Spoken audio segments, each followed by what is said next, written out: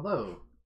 Okay, so this is useless information, but I was looking up information on chapter 17, and if for some reason you have nothing better to do, you can steal 20 vulneraries, because the reinforcements come with them.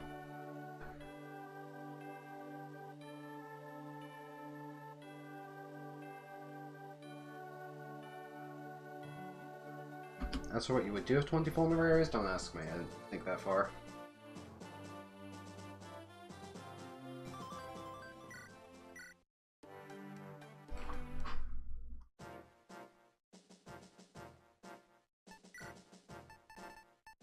I'm gonna do a lot of shopping this chapter.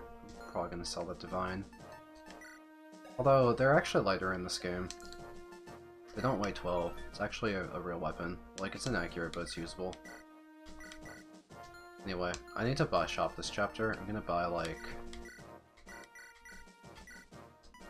some hand axes. Maybe a couple killer axes to use against wyverns in the late game. The silver axes are less accurate than a killer axe.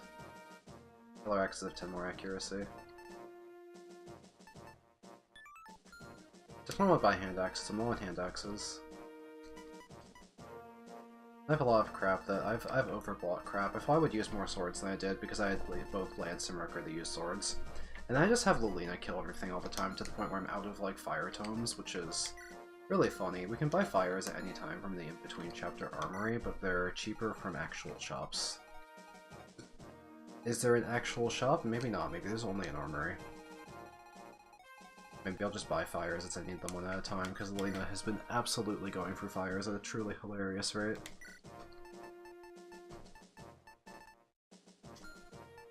Like, just having one fire doesn't feel like enough.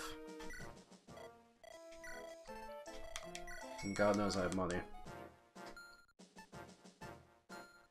So, I'm gonna buy stuff. What's some stuff I could sell? Like, let's sell some used up, partially used up weapons, and like, I've never used these iron lances. Steel lances are a crappy weapon. I bought all these javelins thinking I'd use them, and then just kinda didn't. Lance kinda switched to hand axes, and I stopped using Marcus. What other... I'm not gonna use all these iron bows, like any iron lances. I have a lot of stuff I over-prepared for. But since I have so much money, it's like it was a waste. I just literally need space in my supply, or to, you know, make sure I can still pick up items going forward. I should give someone the silver card to go shopping this chapter, so we'll do that.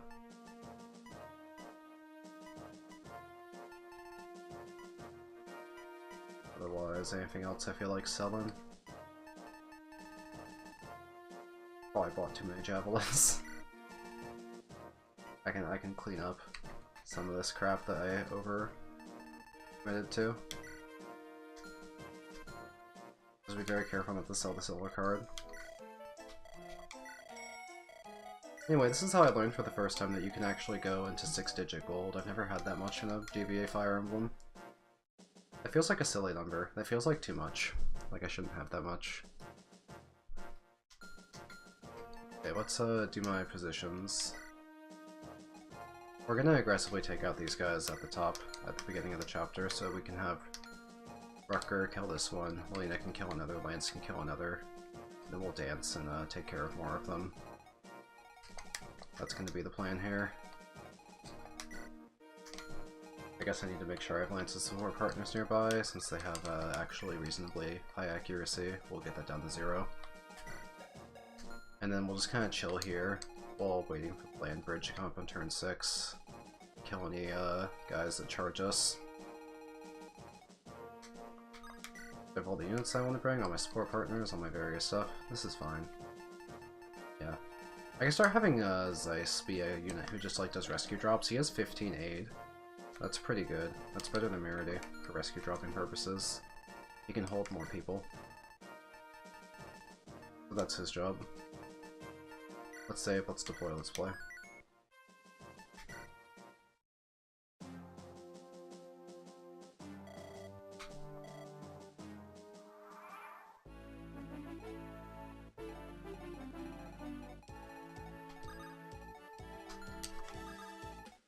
Support bonus, go in, kill.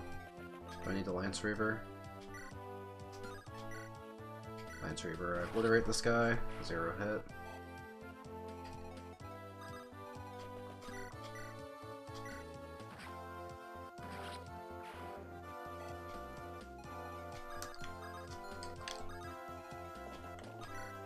Support bonuses. Let's try and get to S rank axes, that'd be cool. Oh, I should have given him a fresh iron axe. That was a mistake. Marcus have one? Yeah, we'll trade their iron axes when it runs low, it'll be fine. And I meant to I'll buy hand axes from the armory, so we're gonna get some new hand axes. Oh, right, I wanted to dance Lilina to have her go kill the mage, but I moved people in the way, so I have to have Rucker do it. Mildly interesting. He can always one-shot with the Durandal if he needs to. It's overkill, it's funny, but hey. That's what it's for.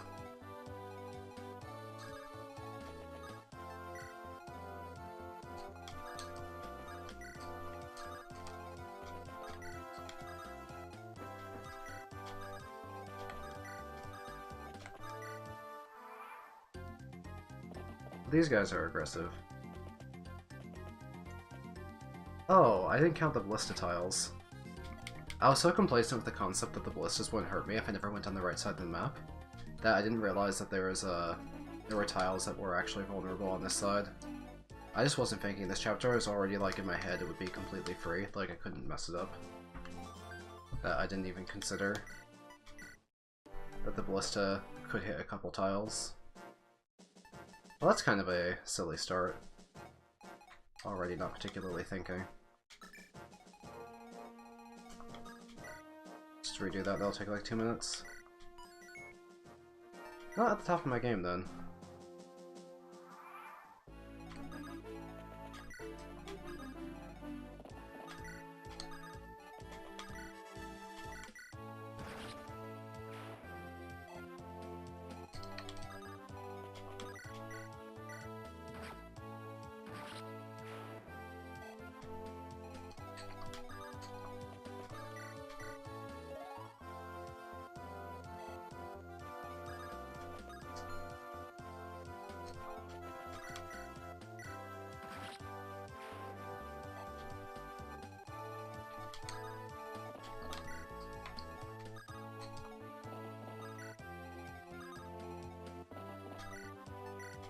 There should be one tile outside ballista range.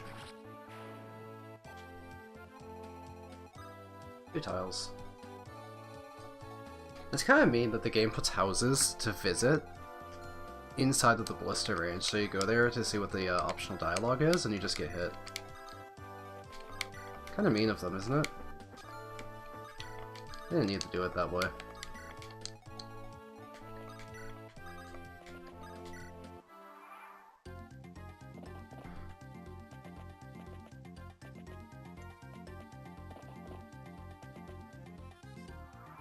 Bishop's moving. Is he a long-range magic, or is he the sleep staff? He's the purge. The sleep staff stays stationary then, right? Yes, this is the sleep staff. The purge moves. We'll have to waste that guy's resources with either Lilina or Faye.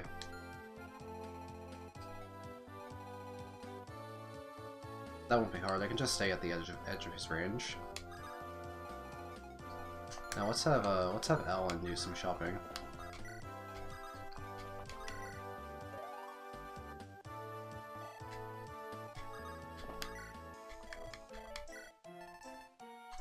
I want to buy a bunch of hand axes because I'm low.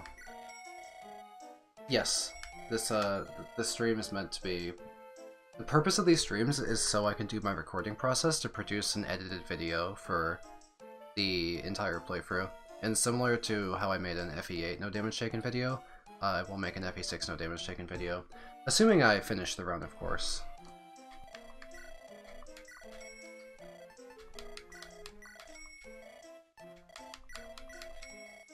Buying a few of these. Use these as kind of like a default weapon on Lance to fight Wyvern's Whip if I need to. I'll buy one more hand axe. for the road. We should be good.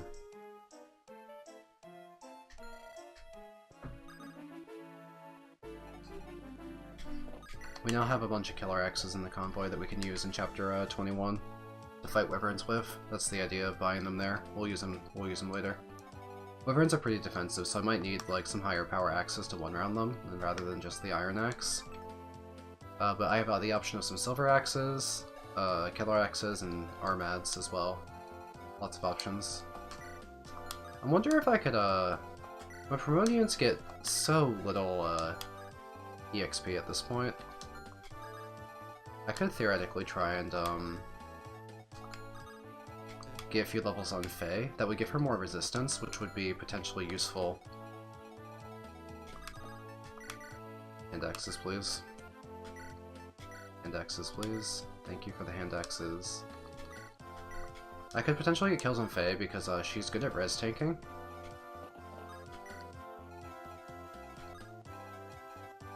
Well, I'm glad you watched it, even though you aren't into Fire Emblem.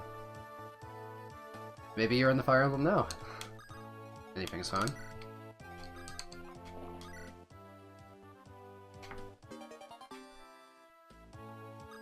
I think it's so funny. This is the Tina staff. It has the ability to Tina people. If you use it, it doesn't even say what it does, right? Like, it's just a healing staff, but the game doesn't tell you it's a healing staff. It just says it's Tina staff, used by Tina. You can use it on people to Tina them. This is transcoded, send it. That's funny. I'm down for that.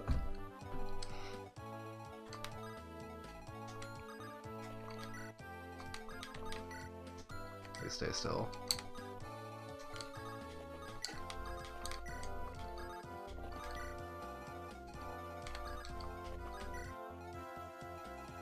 Alright, we're just gonna chill out while these guys charge us one by one. We're gonna wait for the land bridge to spawn. I messed up, didn't I?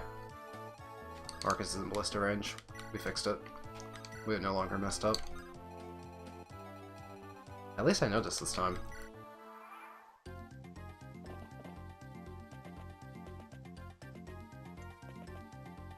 Gotta watch that charging Purge Bishop like a hawk.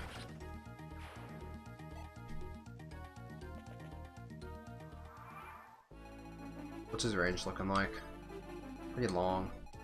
Even though it's long, we can avoid him from threatening most of the enemies, as long as we encourage him to attack at the tip of his range. Ranged enemies prefer to stay as far away as possible when attacking, so once we start baiting it out, we'll just try and keep him stationary. It won't be too much of a threat.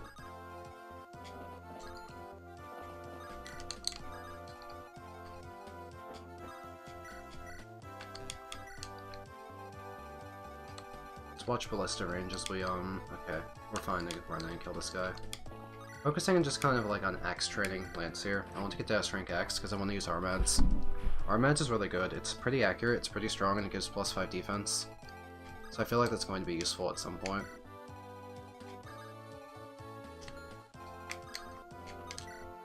When that point is, I don't know, but maybe it'll help me deal with Wyvern Lords in Chapter 21, for example. I'm not sure. I'm just kind of vaguely going to take advantages where I can get them. Let's get Faye close so I have someone who can tank those purges. We could also use Barrier Lilina. Lilina has 22 res, so I guess with Weapon Triangle and a support, Lilina can also tank that without the use of a barrier staff, so we can reserve our barriers for later purposes. This is the last barrier we're ever going to get. So if I don't need to use it, I'm not going to use it for a trivial task, if it's just easy to do it without.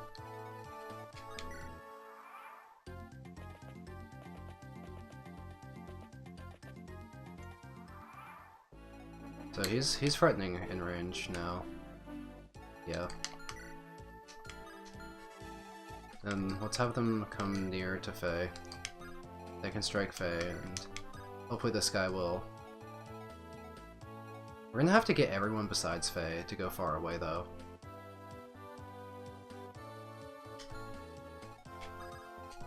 Because the Purge guy's coming. Maybe instead of having her do this turn, we'll use her exclusively for the Purge guy. We'll get this mage dead first. So we'll use Lolita with supports to tank the first purge, and then we can use Faye to tank the rest. I just want this mage to go down. So let's get one support in range. And we'll have to move Roy to get him in range as well. Make sure Lolita is nice and healthy.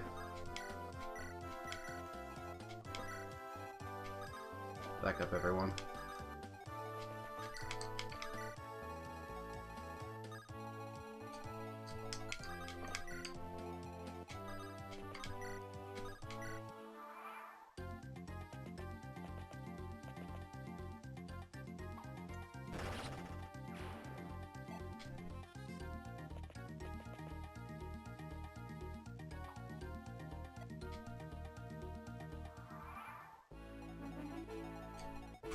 Faye has 26 res. And now everyone's going to back up, while we hopefully convince this guy to stay still.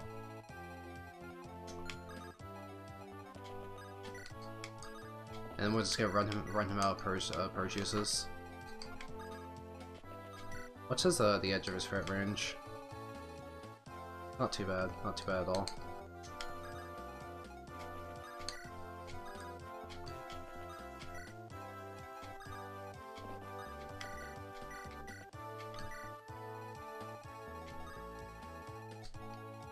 So Rucker is currently the unsafe.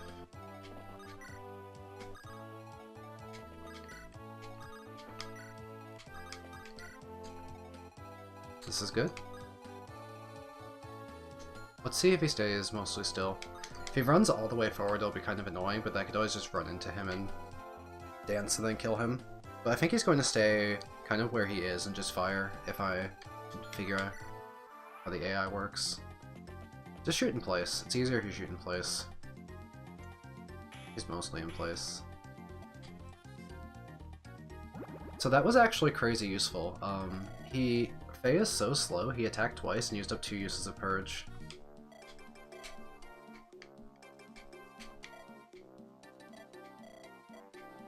I guess they charge now that the tide is pulled in. So what I'm expecting to charge is this squadron.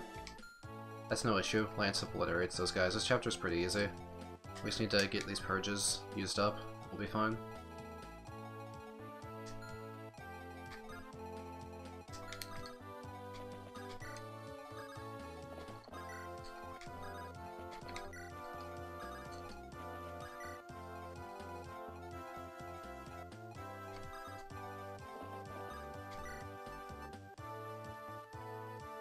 Unsurprisingly, it'd be Lance's job to fight the Cavaliers because he can use an axe and we can get more axe training done. And Lilina can clean house with the rest of the charging mages from the bottom. This purge won't last much longer. It's gonna bust. Can I stand next to Faye? Okay, I can't stand on top of her yet, but...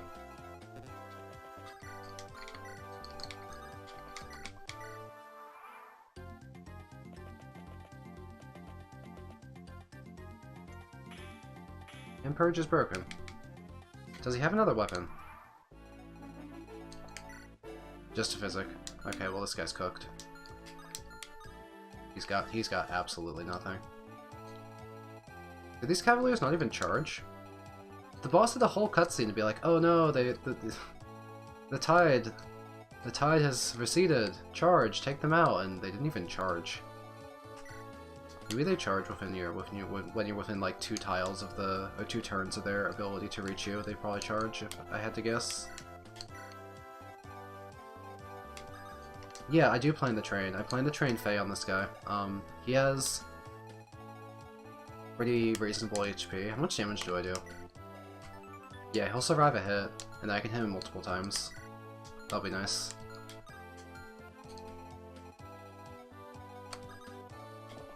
Did I move in range of the ballista? I didn't. Okay. Just need to be very wary that some of these sand tiles are in ballista range. Need to be very careful about that. Yeah, let's just kind of let this mage and archer come to us, and we can obliterate them. Okay, maybe have Faye kill the archer too. Because I kind of want to start getting her some levels. I have to be careful about how much I use her. This thing is the only one I get, but some more levels would get her res higher and help her res tank stuff. She needs to be able to take 0 damage to be any use, so a few levels would help her stay useful. And to help her take 0 damage, we need to finish the Fey Green support, because that'll be 3 more on her defenses. That'll be pretty useful.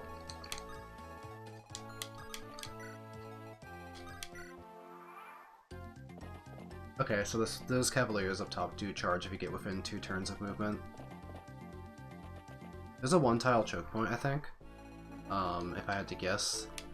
Yeah, right here in the center is a 1-tile choke. Is that 1-tile choke in ballista range? It is not. Okay, that's the perfect choke point. We'll take it. What kind of weapons do you guys have? Range weapons? I see javelins. Let's take out the hand axe.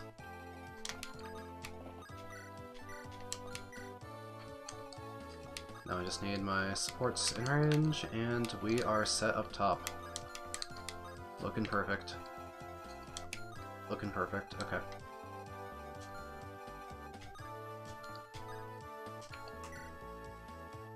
Envolvator? That's a strong weapon. Okay. I'm gonna let these guys get close, then use Elfin and Faye to take them all out for some EXP. It's okay to let them bonk Faye, she'll take a 0. Reinforcements are starting. They're gonna charge constantly. But Lance cleans house. So we'll just have Lance hold this choke point until they run out of reinforcements. Dink, dink.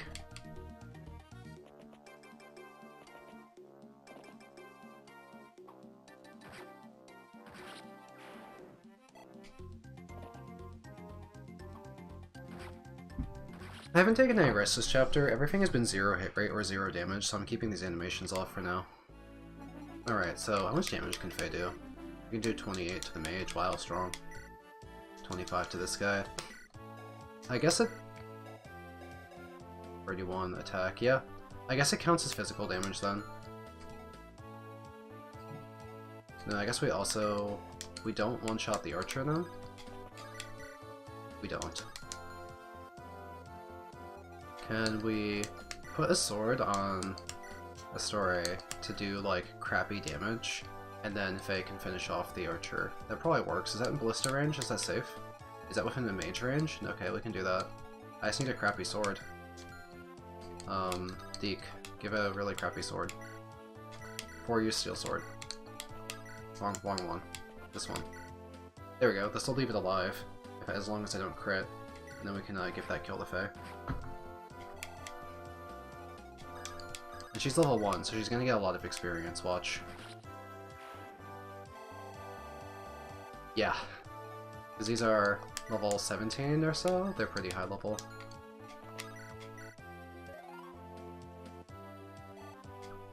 I should have her only get killing blows, honestly, for the purpose of maximizing the EXP gained per use of Divine Stone. So I should do the same thing where I chip down the Bishop of Histori. I should kill him last because he's promoted, he's worth the most. I don't want to overcap the EXP and get way over 100 to try and get some levels. Res is what I want most. I'm happy to get Res. She's a Res tank, so that's what we want to maximize. We can Res tank without using up Divine Stone uses, because getting hit doesn't waste your Divine Stone, just attacking back is what uses it. This poor Bishop. Just trapped, doing nothing. Let's keep working on the support bonus. Otherwise, we can just hold position, everything's stable.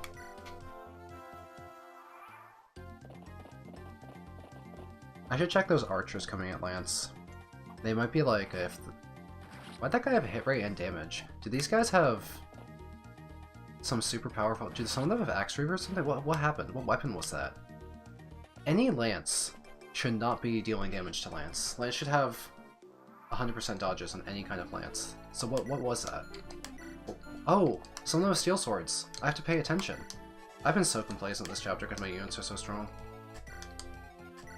Okay, the steel lances are so inaccurate. I can just swap to an actual lance here, like an iron lance, and the steel lances are inaccurate and won't hit me. What about the bows? Bows of 85. I have 82 avoid. I could use a javelin. A javelin would be a good weapon here then. That kind of covers all of the use cases. And then the archers only have a 3% hit rate on me, which gets reduced to way under 1% with true hit. And everything else should have a 0% hit rate on me. Yeah, I wanted to train up my axe rank, but this'll do. My axe rank is pretty close to S.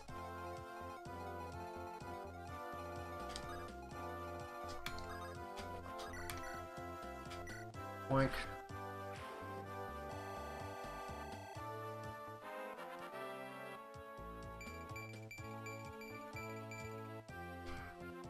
No res, but I don't mind defense. Okay, that just kills. Let's weaken this bishop, so Faye can get the one-shot later. God damn it, Astore. You didn't have to do that. That was for Faye. Yeah, my plan for Zephyr's really simple. It's called 500 boltings. I'm not joking. You can buy bolting for 3,000 gold in the secret shop in chapter 21, but with the silver card it's 1,500, and I have like over 90k gold. So I can literally just buy 10 bazillion bolting tomes. My hit rate on Zephyr for bolting with Lelina is going to be pretty good. Because right now she doesn't. Let's get the supports in range so I can show her hit rate. Her hit rate is 160 with a fire tome, right? A bolting has 70 hit, so it's gonna go down to 135. Zephyr's avoid, I believe, is 54 plus the 3. I did the calcs on this before. I'm gonna go check what Zephyr's avoid is. I have run these calcs. Okay, Zephyr has 14 speed, 15 luck. So that's 28 from the speed, 15 from the luck, and then 30 from his throne, 70 free avoid. So if he has 70 free avoid and I have 135 hit, my hit rate is 62%. That's not bad, and I can do that twice a turn. His res is, let's check Zephyr's res. 24 plus 5 from the throne, so he has 29. But bolting is a really strong tome. It has like 12 might, and I have 30 magic, and I have supports. So I can probably deal like 16 damage or so. And I can try it twice a turn by dancing, and I'll hit more than I miss, so Zephyr will go down to repeated uses of bolting. Pala Fire Emblem. Fucking busted! I played FE12? Nah, she's cracked! No, that unit's insane! My opinion of Pala in other games? I didn't play FE1, or I didn't play 3. I played Shadow Dragon, I didn't use her. I think she's cute. I think Pala's cute. I like her hair. I would brush her hair. I don't think I have any other Pala opinions. I think I'm out of Pala opinions.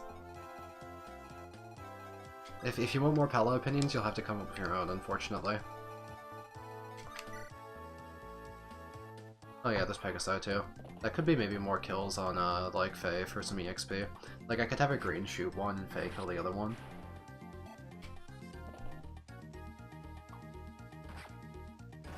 I actually want to play FE3 at some time, because I feel like FE12 was kind of unimpressive, and I want to play if the FE3 mechanics of where this, like, the star shards actually give, like, growth rates and other interesting stuff. Because the star shards are kind of mid in FE12, they don't do much. So yeah, these guys have 26 hits, so with my supports it's going to go down by 25, and they're going to have 1%. Yeah, this guy sucks. Sheesh. Yeah, I have 84 avoid with the javelin. They're not going to hit me. Let's just sit here with the javelin, kill all these guys. Is my javelin gonna break? Do I have a backup javelin? No, because I use hand axes. I don't even have Merlinus nearby. I might run out of javelin. I'll have to switch to something else or just, like, back up. I guess we'll see if they run out of reinforcements or if I run out of javelin first, because my javelin on these 7 enemies is like 14 uses, right? I'm gonna have to do something else. Well, if I have to do something else, what I'll do is I'll switch to the, like, an Iron Lance to take out the Cavaliers, and I can always play or phase out the Archers, or switch to the Hand Axe once the Steel Sword Cavaliers are dead. So if these guys just go to the left, that would be really good. Can they hurt Faye? No. Faye is 18 defense, and that's before supports. So how far do they fly? 1, 2, 3, 4, 7. 1, 2, 3, 4, 5, 6, 7 hit. Okay. We're just gonna leave Faye here. And we're gonna take out some flying chickens with our chicken. and a green can kill the other one, or we can dance Fae. Either works, honestly. It's me XP. Am I in ballista range? Always check. Always be paranoid. Be as paranoid as you possibly can be.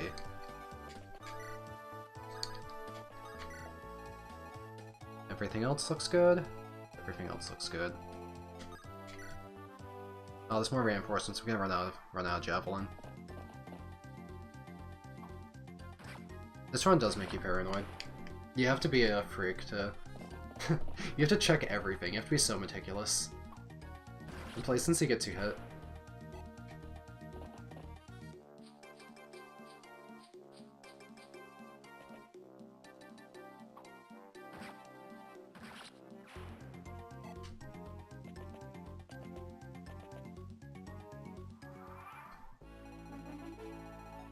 Yeah, I don't want my javelin to bust just yet, so I'm gonna switch to an iron lance for like a turn, and then I can switch back to a javelin.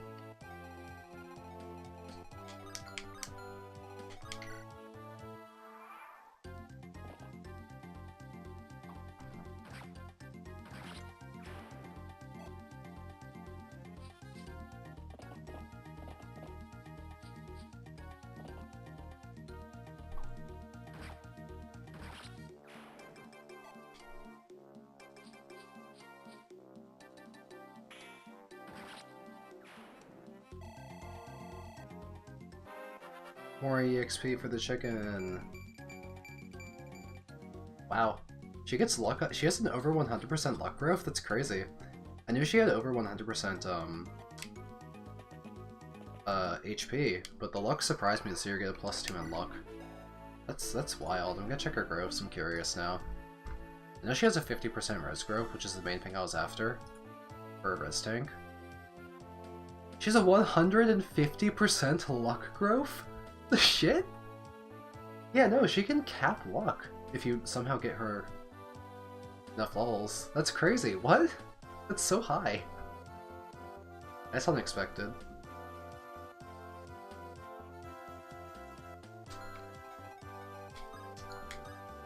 Gonna let the chicken keep hitting things.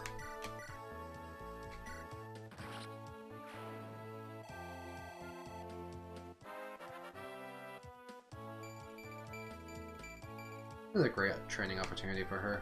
We haven't gained a ton of res, but that's okay. We're like on pace.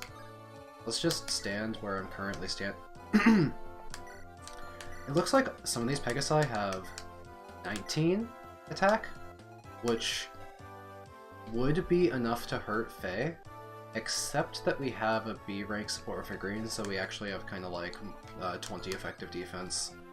I'm just always checking to be sure.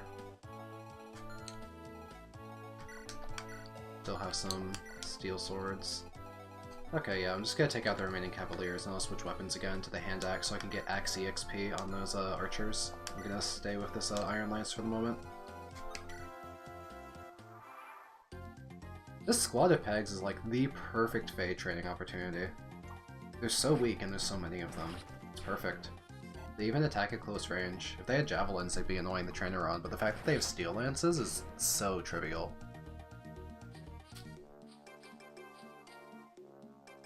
Pink. Train the chicken.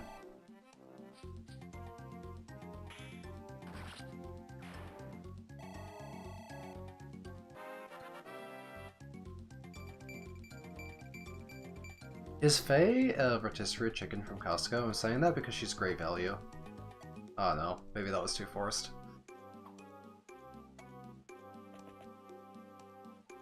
Do steals give double weapon EXP in any?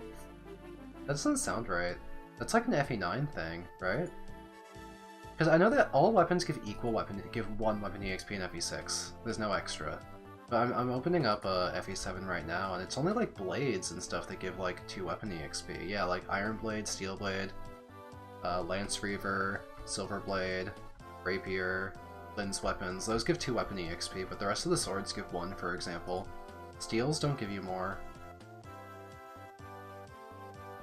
FE9 they give you double, but I just checked FE7 and they do not. I'm gonna check FE8. Let's see, FE8 swords.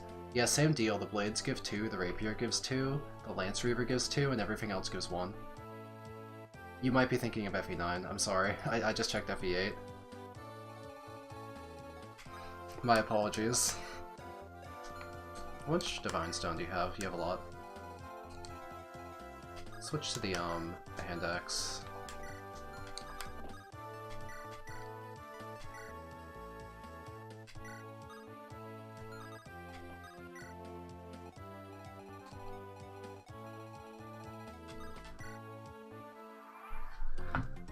Now, if you want a game where mid-tier weapons give double weapon EXP, you should play my ROM hack, Blessed.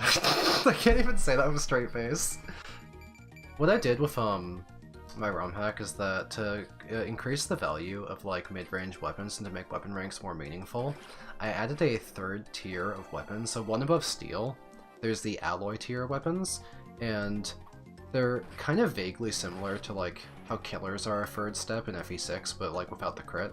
They have like reasonable hit and weight for their damage. They're a little expensive, but nice level up plan. So they're a little expensive, but the 2 weapon EXP is really nice because I expanded every weapon rank is meaningful. Killers are B rank in my ROM hack, then Silver's A, and then there's the S ranks. There's also meaningful magic at every tier as well.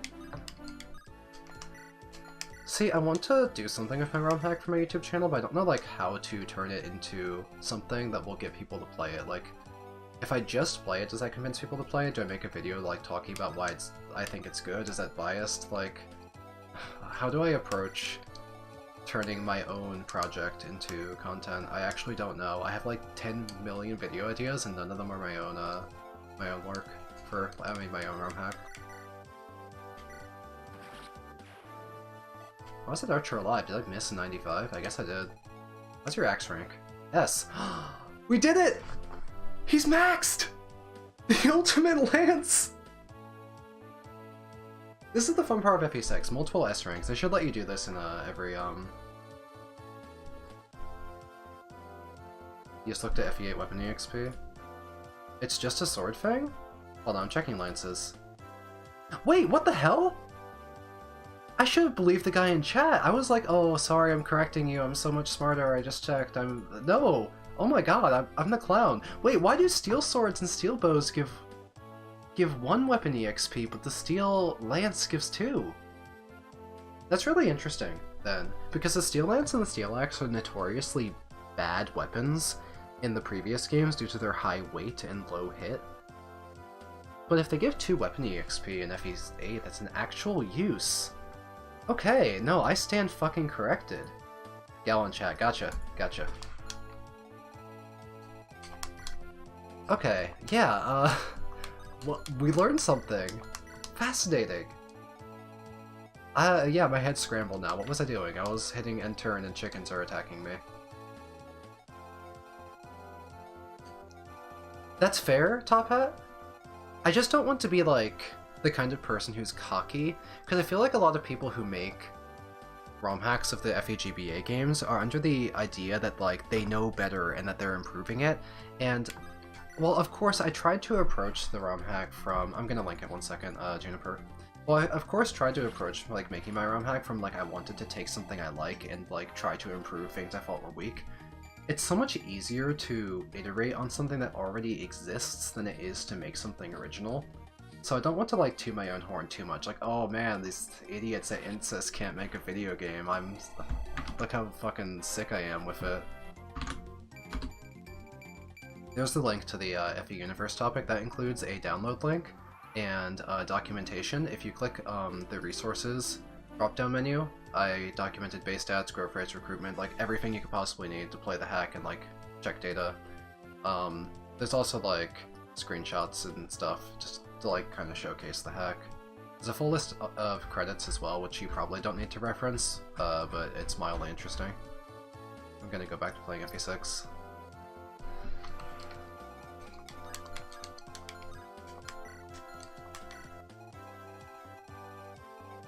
So what else is on this chapter? There's the sleep staff guy, but we can just wait him out. He's not a threat.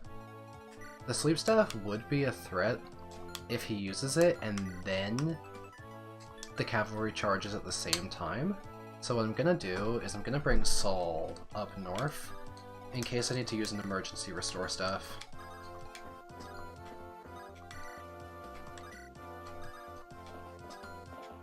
I'm glad to hear, Juniper.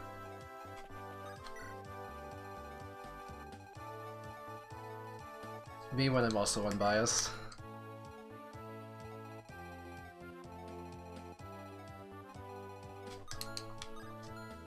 Yeah, I would say that the only reason the hack exists is that a few people, like friends and family, helped like push me at the right times to finish it, or helped with like certain aspects that at the time I just wasn't ready to put. Like, so it wouldn't exist without would not exist without my brother. It would not exist without my friend Was, who is a FE fanatic, who helped make like some of the maps for the game. He made like 6 or 7 of the maps. And my friend Sick was also my script editor, because I was new to writing at the time. And I'm still, I write a lot, I guess, because I've done like writing in multiple aspects. Like I've written that ROM hack, I've done like character roleplay, I do like carefully written post-commentary video scripts, but I was still really new to writing at the time. So having someone who was willing to be like a editor for the entire thing was so helpful.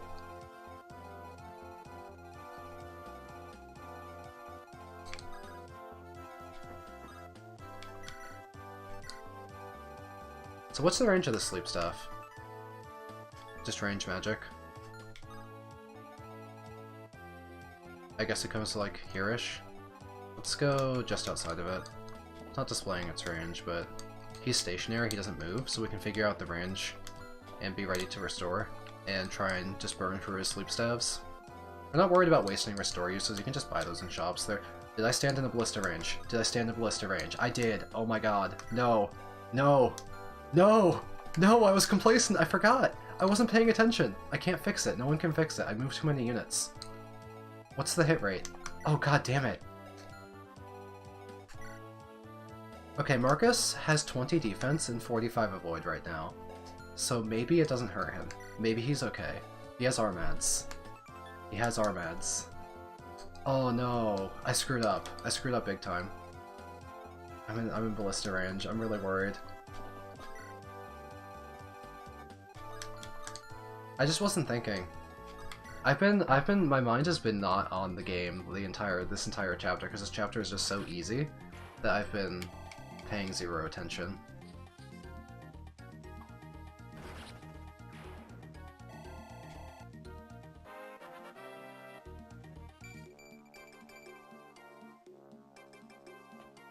Come on. Oh, 0 damage! Wait, I was worried about these ballistas the whole time, and they're super weak! I can't check how strong they are, but I guess they're not much stronger than the steel bow then. Marcus took a 0. The Armads! It was the Armads! Marcus didn't fall off, it's the power of the Armads. Oh my god, that was crazy.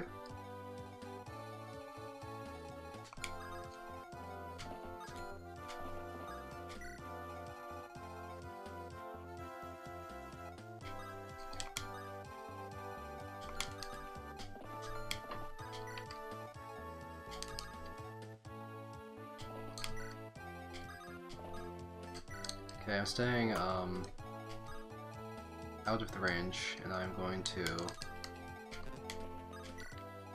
keep a restore nearby. Are we out of Pegasus Knights for Fae the Fight? I guess we're out. Much level. We gained pretty good stats. We have an effective 31 res before support bonuses. It's like 32 right now, supports. That's pretty good. For raw defense, we have 19 plus 2, so that's getting somewhere as well. Let's get more supports done. Oh, I can this turn. So that'll be the A-rank support.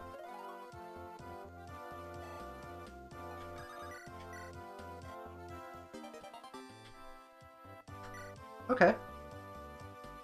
So for D2 bros, we need to check if the barrier staff stacks with Manicheats. I don't know if it stacks or not. It'd be cool if it did. Because if so, we could have like 38. Be a lot of res.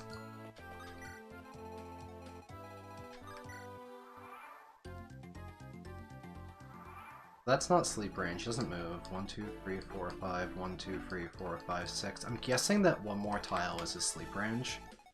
I'm gonna move forward one tile at a time, and we're either gonna find where the sleep hits, or we're going to find when those cavaliers charge. We're gonna find one of the two.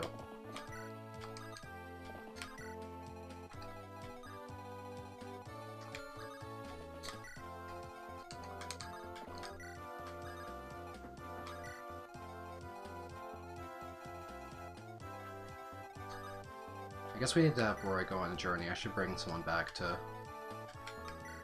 get him to the stupid firm. No sleep yet, no sleep yet. Okay, okay, one tile, one tile. Keep moving at one tile.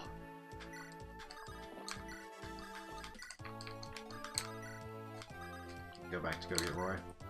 Roy has to go on an odyssey. Gonna sleep me, big boy? Oh, there it is. I found the sleep range. And a miss. Don't need to restore.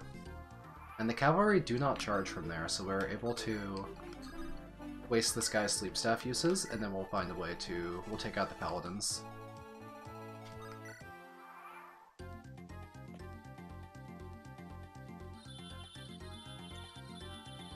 That one hit.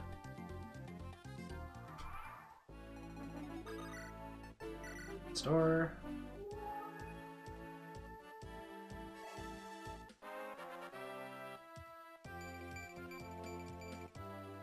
He's so fast. I've never used it for combat, but he's so fast. 19 speed? He's booking it! We promoted him at like level 12. Like, he's so fast. I should have him maybe like fight once as like a joke at some point. Yeah, let's be very paranoid of the ballista. Very, very scared, very scared.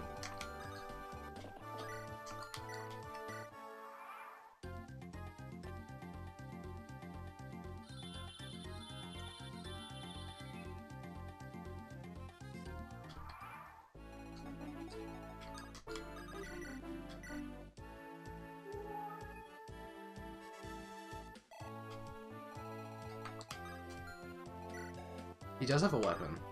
Okay.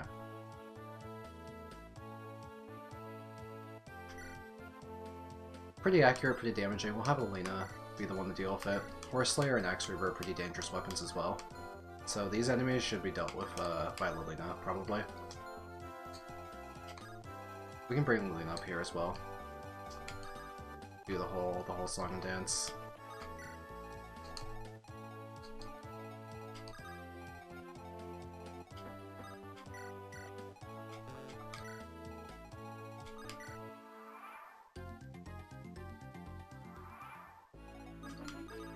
Careful of these single tiles that get hit by the ballista. Not many of them.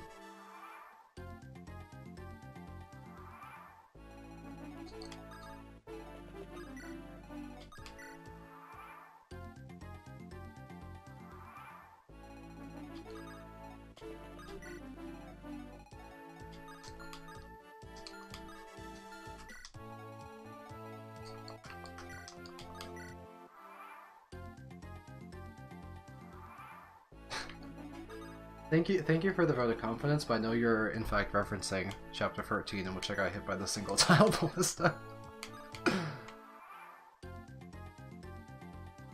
Okay, do any of these guys by the boss want to move? I have 96 avoid. Any of y'all move? Or are you all stationary? Okay, so the bishop is at least completely stationary. Let's find out if the Armor Slayer Knight is stationary. I have 96 avoid.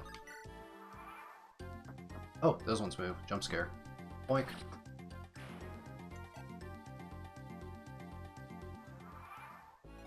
So we know they move. But what I could always do is I could always go hit it and then just rescue her back. Or I could even do something really funny like walk long ways around the boss and then go hit. Wait, that's funny. Let's do that. Let's do the reverse sneak.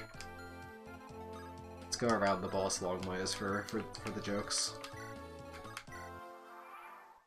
I am being just hideously inefficient this chapter because my brain is not in it right now. The boss doesn't have a magical free-range weapon, right? He would never have something crazy like that. That doesn't exist.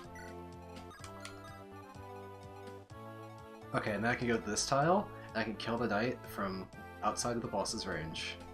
Oh my god, we're doing it. But my turn count... Yeah, the no damage taken LTC, it's ruined my efficiency playthrough. And a bonk. Since this guy's stationary, I can use him to get Faye more EXP, so I'm actually going to leave him. Now my main concern, knowing he's stationary, are these squadron of pure lance-wielding cavalry, which we can have a lance deal with. What about the ballistas? Okay, let's just stay kind of on the right side and move towards them and see if they get spicy and decide to charge at me. Just checking out the courtyard. Yeah, she's like picking flowers back there. She's making her friendship bracelet for Roy. Whole song and dance. In case I need an emergency flyer to do God knows what. It looks like the cavalry don't charge when you get kind of in close proximity, so it looks like we have to actually physically get inside of their range before they aggro. Can we do that without being inside the ballista range? Well, we can be on this tile below the cliff, holding a iron axe, and I'll have at least one of them will come to me. 95 hit sounds scary, but let's make it less scary. Watch this. We now have 84 void, which is 94, and oh no, 1% chance to hit me. What if that hit me? What if we got like the 1 in 10,000 after true hit and that 1% hit? Wouldn't that be crazy?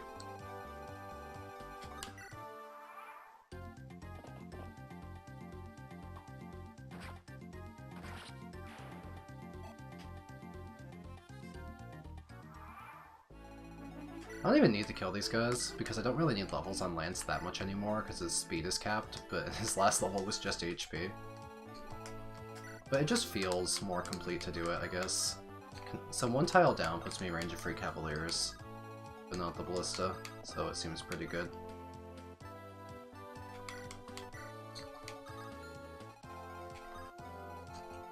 Yeah, getting hit there would be worth it for the content. It was so true. Speaking of pointless content, what if we just have Faye do this giant, like, pilgrimage across the entire map so she can go hit one bishop? And get her another level.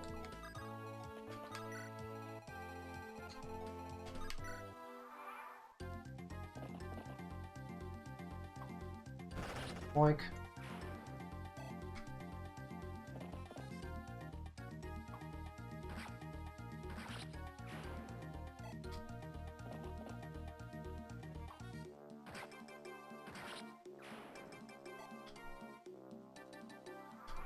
And with the Paladin out of the way, this guy has, like, low damage, so we can maybe have Faye, also fight that guy. That's what we're here for, that's the content we're doing.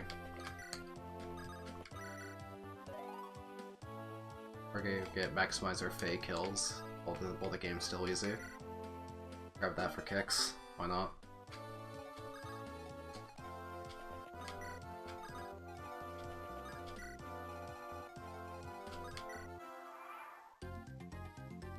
I love maximizing the time I spend in a chapter for minimal gain. Let's be very, very, very careful. You know, instead of being very careful for like 10 million years, knowing that those ballistas don't do much damage, I could have just like made them run out of shots at the beginning of the chapter instead of having to watch them the entire chapter. I feel like I played this entire thing remarkably poorly.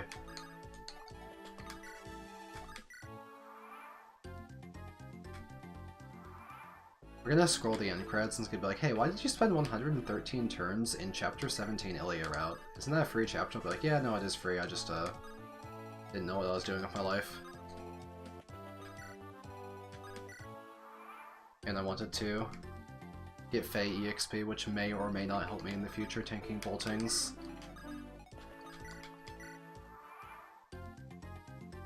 But first we kill this bishop, and then we're gonna... Can I weaken him without killing him? Yeah, we can do a one longbow chip, and this saves the use of the Divine Stone. Thank you, longbow, for being heavy. You're weighing me down by 3 points.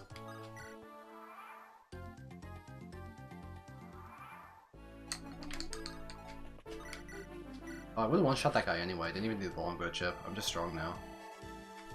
Another level! Yay! 12! Ooh, defense. Cool.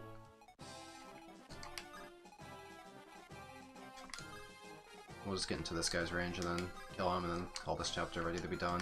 This guy doesn't have, like, an actual range weapon equipped, so Lelena can just obliterate him, right? That's not even close. This guy gets annihilated. Boink. Boink.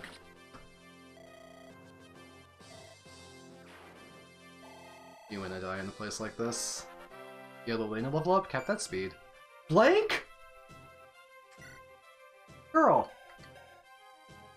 Don't do that to me. We just got a blank. That's depressing. Not even luck? A blank? That's the first blank of the campaign. That's crazy.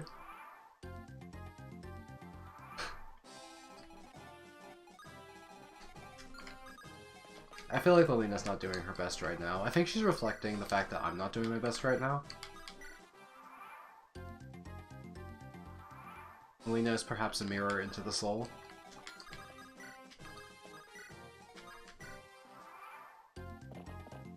Doing, goddamn. No, for the love of God. Oh, I should have chipped that guy. I wasted use of the Dragonstone. I just assumed I had one shot. That's a shame.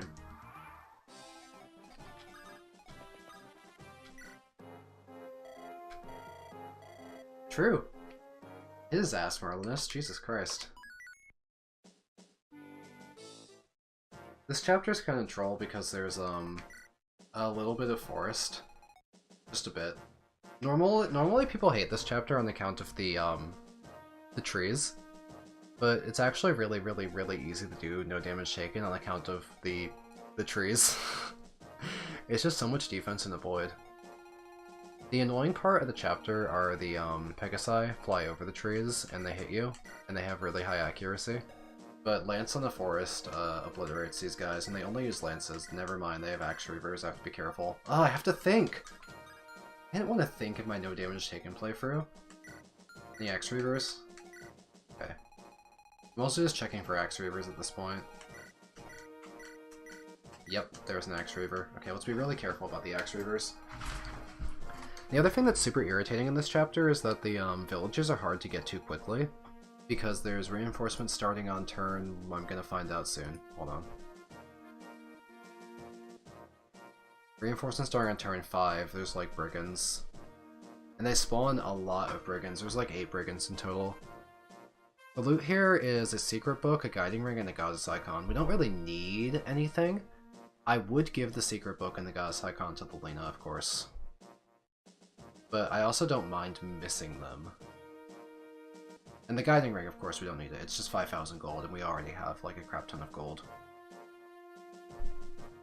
So I'm probably just going to keep my units together and play the chapter slowly, and whatever loot I get, I get. There's also a... This is when the reinforcement spam starts to get really bad. Like, just truly awful. Because there's also going to be... Let me add them up. 16 Pegasus Knight reinforcements on top of the 8 brigands. So reinforcement spam is going to become a super real thing, and that's just going to be an opportunity for Lance to kill 5 million enemies with an axe, or alternatively, get a few more kills on Fae. So if we need to kill a lot of enemies with an axe, let's get rid of the axes. And just kind of, we will want a sword on him to fight axe reavers with. So let's do a couple hand axes, an iron axe. A sword to kill the axe reavers. Do I need a lance for literally any reason? There are swords on this chapter. There are swords on this chapter, so I could carry a lance. We don't need good weapons. The enemies are still unpromoted and easily get one-rounded. I can bring 15 units? That's just excessive. So many units. A bunch of these units are already just here for pure utility, or support bonuses. So I want to build... I could get 2 flyers. It's probably more useful than having Merlinus around, right? 12 uses on the Divine Stone? I guess I should stop raising her. Just wait for, like, useful opportunities to tank stuff. It's crazy how quickly that thing burns out. I could just carry extra hand axes in case I need to give them to Lance. So let's have Alan just carry a bunch of random backup weapons. That's kind of his job, doesn't hurt. Carry some random crap for me, like javelins. Can't think of anything else to really hold. Don't need anything in particular here. I love how Deke holds backup weapons for Rucker. In case we need to crit something. 100% crit rate. That's what the Wodow's for. Never really use these armor slayers or anything much anymore, but random backup weapon holder. That's your job, I guess. Tina's staff. It's just a healing staff. I'll sell it. Theoretically, I could use it if I needed to grind staff rank for literally any reason, but I never need to again because Saul is A rank and Nime will join if A rank. I can just sell healing staves.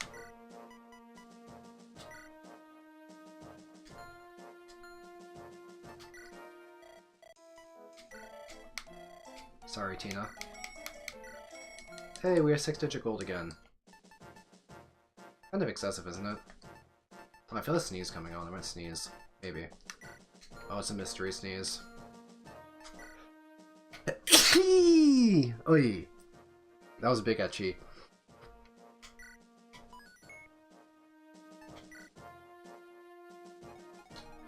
Lance in the front, of course. Thank you, Top Hat. I appreciate it. Thank you, North Sea Fish. Lance can defense tank these guys even outside of a forest if we just have the supports nearby, so I'm not worried about the initial rush of mercenaries. This ballista, we might have to play slow and wait out this ballista, though. I can put the support bonus on Lance at the edge of the ballista range, and otherwise just charge in and just take care of all these guys in the forest. I might also just dance Lance. That'd be pretty effective. Just have him charge in there and be aggressive and take out the ballista so I don't need to wait here for 5 million turns. Any status stabs? Oi, oi, oi, oi, oi. Berserk. Hey. I saw that. Yeah, he has Purge. 29 attack Purge. That's hard to tank. This is why I wanted Faye trained, right? Because now Faye has 31 res, and we can easily tank out Purges like that without needing any further effort. Silence. So we have the Silence, the Berserk, and the Purge then, right? And a bunch of Axe Reavers I need to be wary of when fighting the Pegasi. I saw a random Lightbrand Mercenary. That's super, super irritating actually, because it always does 10 flat damage at range. So that guy's super annoying as well. There's actually a lot of threats this chapter.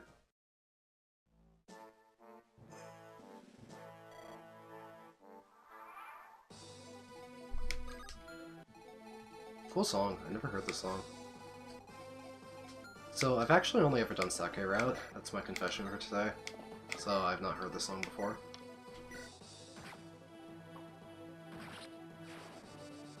Which means I've not had to experience Chapter 19, which is the Fog of War, Snow, Mountain, Pegasus Reinforcement, Ballista, Hell chapter.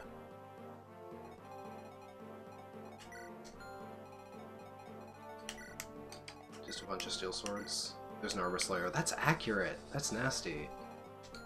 Sheesh. So I actually don't have, like, the best ever chance to, like, take... If I'm in a forest, they probably don't hit.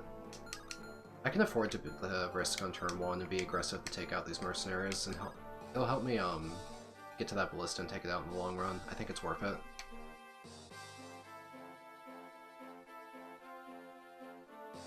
I think it's worth it. Let's take a couple risks. I want to get to that ballista. I left Elfin in ballista range. Let's undo that. Let's move him. There you go.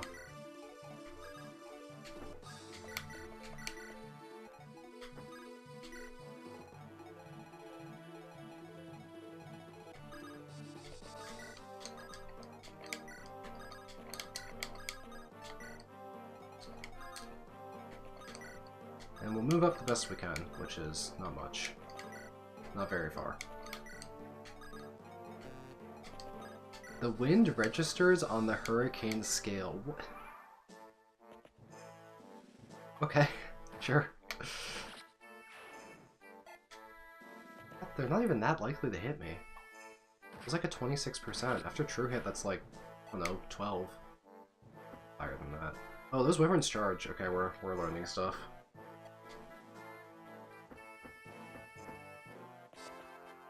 Lena can deal with the wyverns then. Only 3 of them? Oh, this guy's having a fucking break. This guy's having a day off. Oh no, I'm too important for you. I get it. Won't give me the time of day. We can fight on a forest here, and these two will just fly within striking range. They're pretty high damage, but they're really, really low accuracy. They're easy to deal with. I can just position Lena aggressively and fight them all at once. They're just really, really inaccurate.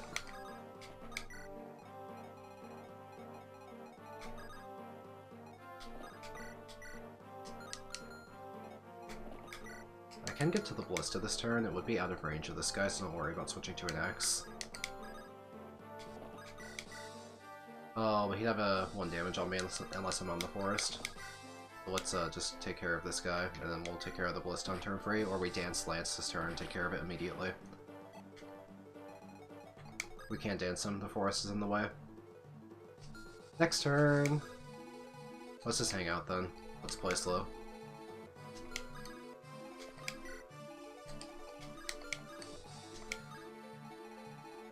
Don't need to rush it. Go as fast as I am allowed to.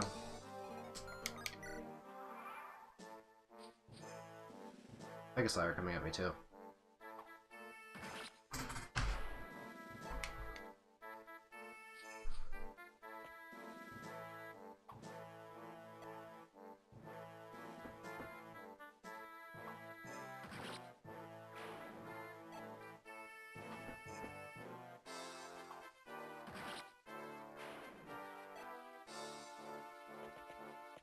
I don't like that those guys are moving. Isn't one of those the Berserk Staff? Which one's the Berserk Staff? Those are threatening me. Ooh. Berserk Staff guy is aggro. That's scary. We need to have Soul in range. Because right now, if I move forward to take out the Ballista, I could get Berserked. So I'd have to follow up. And these guys are really dangerous. Axe Reaver. Oh god. Let's stay here and... I have to stay here and maintain position and take out my sword.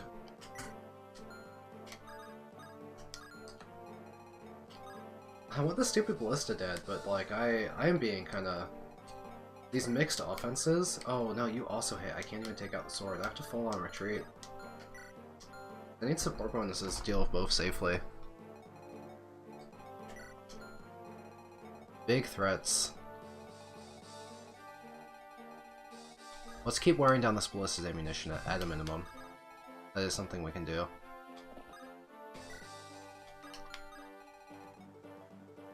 But otherwise, we're gonna have to be careful.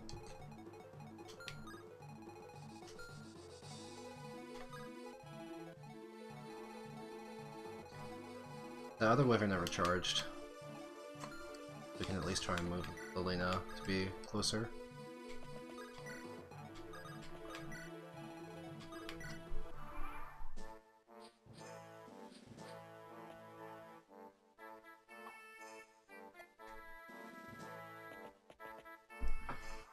Now there's an imbalance here where the Falcon Knight is outpacing the Pegasus Knight. So I can position such that I can fight just the Falcon Knight and then separately deal with the Axe Reaver. So what tiles do you cover? I can fight from the bridge. And then this guy can't, so we'll aim to be on the bridge.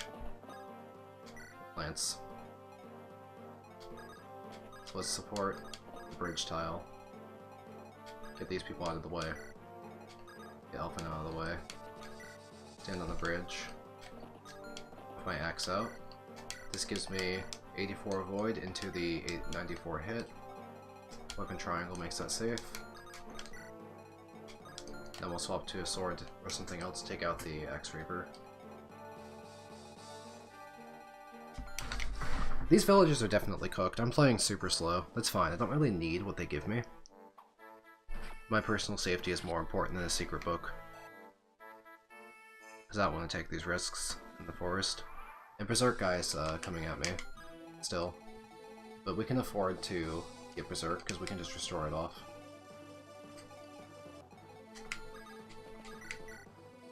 Fae EXP opportunity, honestly. 11 uses left on the Divine Stone.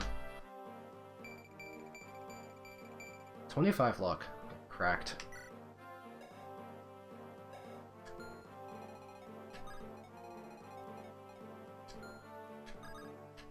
Yeah, let's I want the Berserk to still come at me. So let's stay out of the Berserk range, but keep wearing down the uses of this Ballista. With both supports in range. And we make this slow, crawling, incremental progress as we eliminate some of these initial threats. Yeah, bandits are already here. Those villages on the right side are most certainly going to get lost.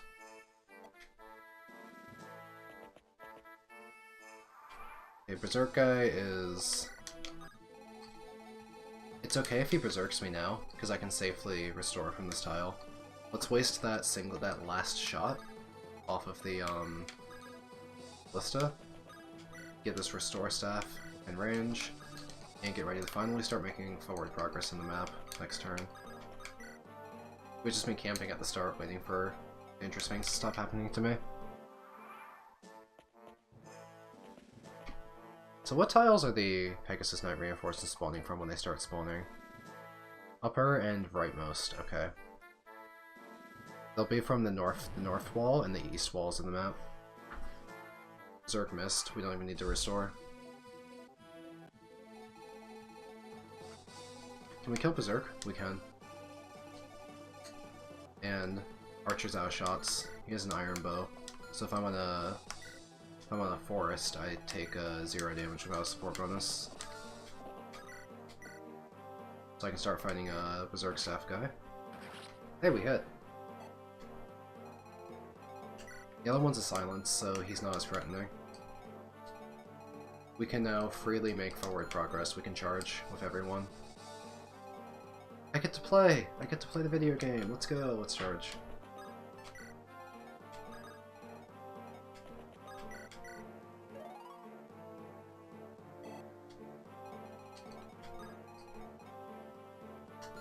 Be careful about the iron bow, but I can otherwise go like here.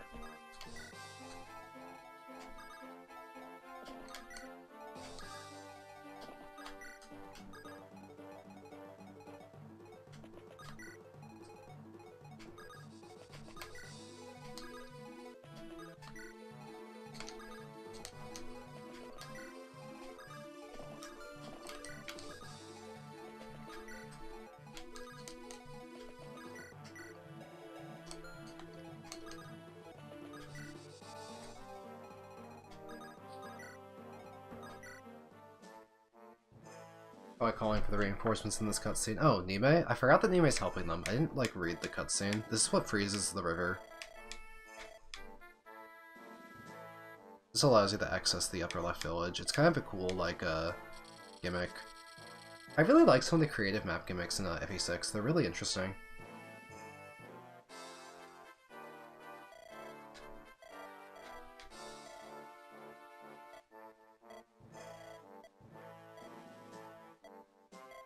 Then we recruit her at the end of the chapter. We free her.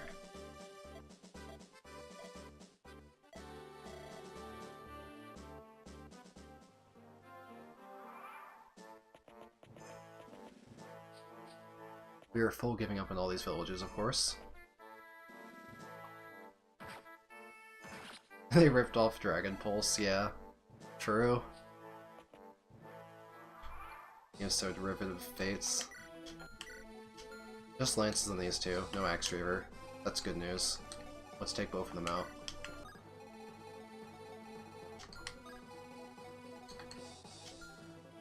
Looks like that this forest is a safe way to hand axe out both of them. both sports in range. That'll take care of these guys. We can move Elfin up. The silence staff guy isn't firing off because he's waiting for an actual person he can silence. That's annoying. Let's keep Saul out of range of that until we can move forward and just take him out. Because he won't attack the Lina. Lina's res is so high that he refuses to fire off the silence staff because his magic is terrible. Can this guy even silence Saul? I mean, he has no magic. How's he get his accuracy would be truly abysmal.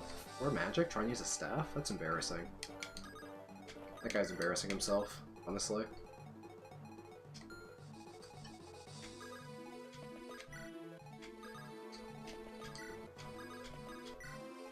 And we just continue our shuffle.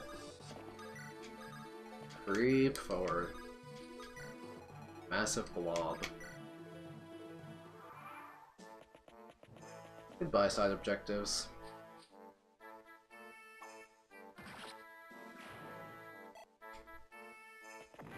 Boink.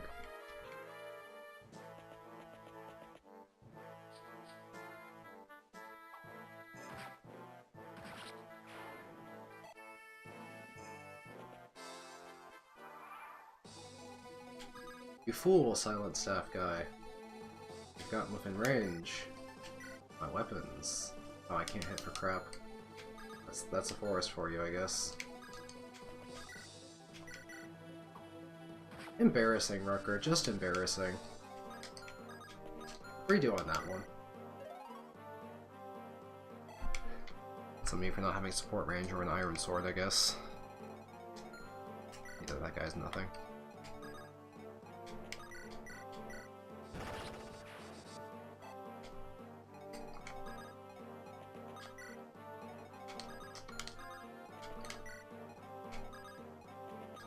We walk north through the woods. We can cross this river now, so we can get the northwestern village, at least. The northwestern village would be a pretty safe place to hang out at. The reinforcements are spawning at the kind of like the northeastern wall, like here-ish. So if we're all the way up to the left here, it'll be pretty okay to fight them from. There's gonna be a lot of them too. We have to fight Pegasi for 8 turns straight. There's gonna be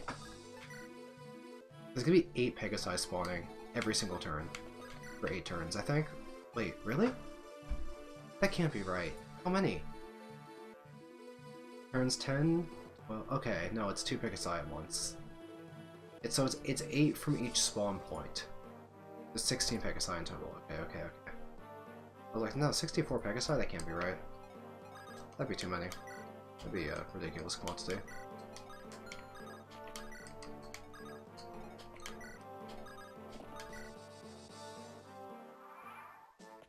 I think that's the last wave of brigands. I think Pegasi start next turn. I'll check what the turn is. This is chapter 18 on the Ilia Route.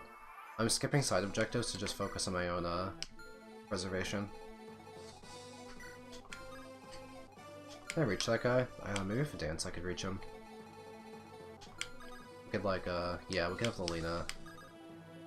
I can't get my dancer close enough. 2 more tiles wouldn't do it.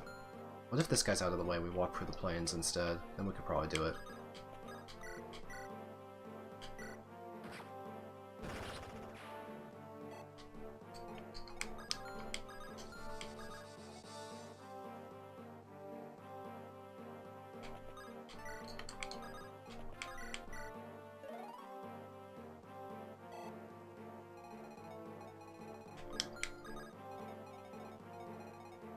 Okay, we're gonna save this northwestern village and we'll get at least one of the items.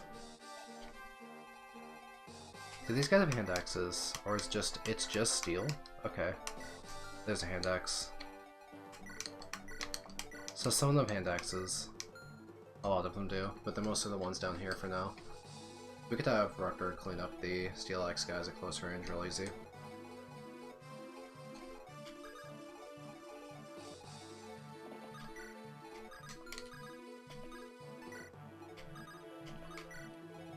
Now, I might have to start fighting Pegasi reinforcements soon, so I'm going to transport Lance's support partners closer to him. case they have any like mixed weapons like Axe Reavers or such, I'm actually concerned about my dodge rates.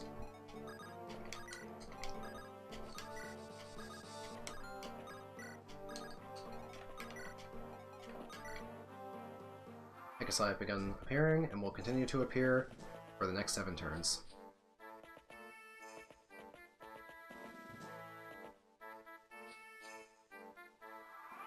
And the Mercenary is getting easy as well. Steel Lance, Javelin, so hand axes handle those guys really well. Or Lilina on the Forest. Lilina on the Forest cooks these guys. She doesn't even need supports. We can move her aggressively towards that village just so we actually get it before the Brigands get there. That's no concern. We can also have Lance be nearby. He can be pretty aggressive as well. This Mercenary is creeping up on us, but... Oh wow, Lightbrand? Ooh. Let's be very, very, very, very careful of this. This is a serious concern. That hits 10 damage at range. Flat, I think, every single time. I can't afford to get hit by that. I might one-shot him with the Divine Stone to make it easier. He's actually a legitimate threat. Like, not joking.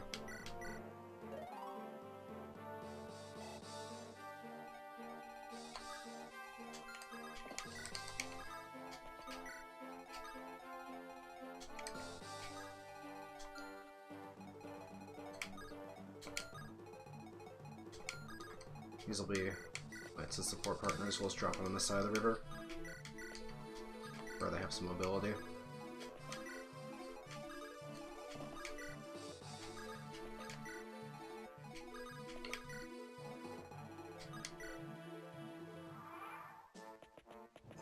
There's all the Brigands. All going for the village. I have Lilina kill them all for simplicity's sake, just because she's up there. They have terrible accuracy after all.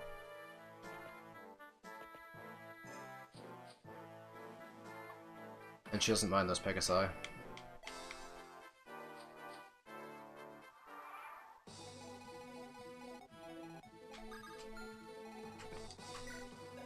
Steel Lance and Javelin. Well, you don't have the damage to hurt Faye, certainly. Faye has too much defense. Oh, so does the Lightbrand only do 10 damage at range? Yeah, it's a flat 10 damage at range, it ignores your stats. But if you fight close up, it's just, it's physical, I guess? Either way, it's really accurate and surprisingly damaging, so we're just gonna do convenience and undo that problem. 10 uses left on Divine Stone, let's ration it, let's just focus on being a res tank going forward. 30 free res, plus free from support for 86 res is pretty good res tank. Lilina can annihilate all these guys. Thunder one-shot some of them, so I'm just gonna use Thunder. Don't one-shot them all. Okay, time for Lilina Bandit Massacre.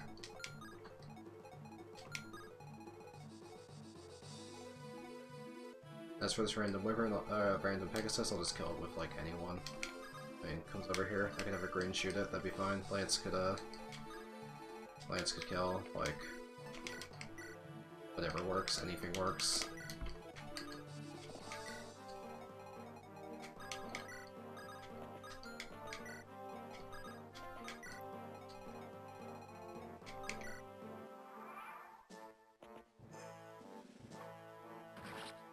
This chapter is easy, it's just very slow.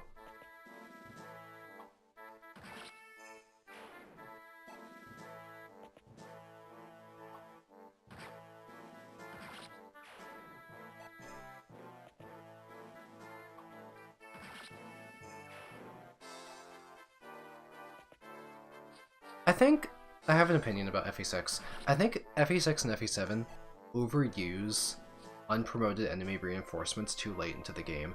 I understand that they don't want to give you very much EXP by having like strong promoted reinforcements, but like the low quality, high quantity unpromoted reinforcement spam I think is just tedious. I think it's unexciting game design. I'm just not a fan. It's just uninspiring.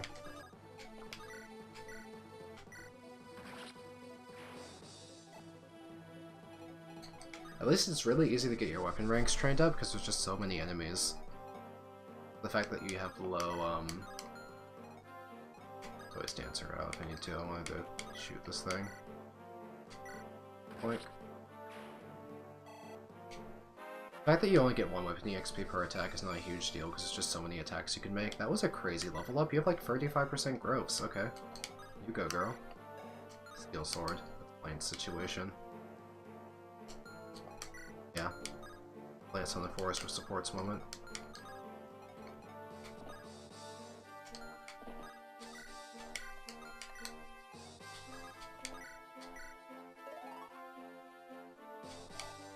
Out of the way, green.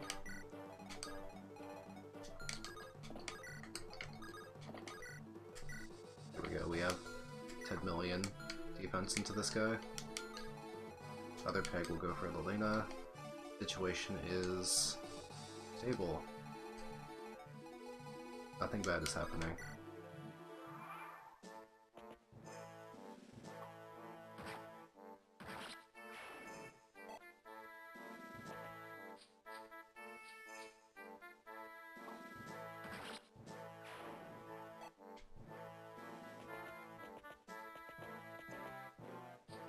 Hand axe brigands are coming at me from south, but it's going to take them a really long time to get here.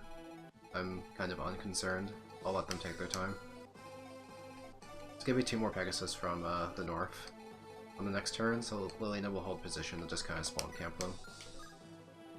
We'll let this guy run in and hit Lance. What about these ones? They'll just throw a javelin at like Lancer, bang, it'll be fine. We'll just take him out on the next turn. Lance has 104 avoid right now, and Faye has plenty of defense. I am utterly unconcerned about the current state of being.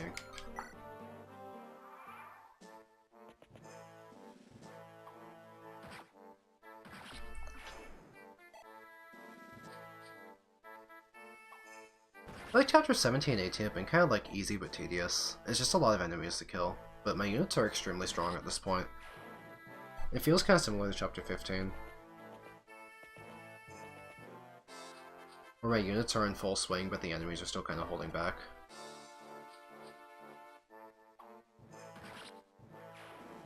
And I don't have any particular side objectives I'm interested in, because it would have been very interesting to try and get all the side objectives this chapter. It would have been pretty difficult, but I have no need to do so, so I didn't.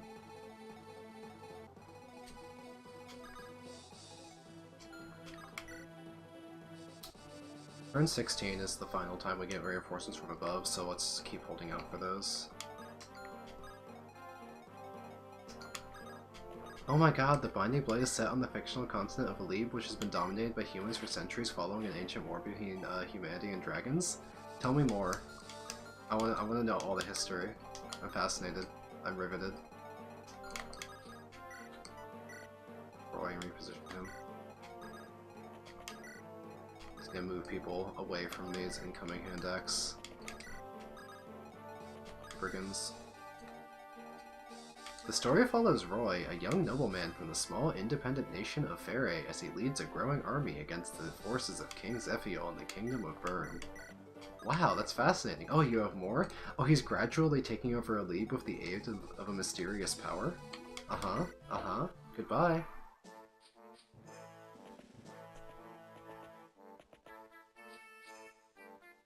Oh, huh. Oh no, that wasn't part of this Pegasus column, that was one of the 2 reinforcements. Still nothing serious.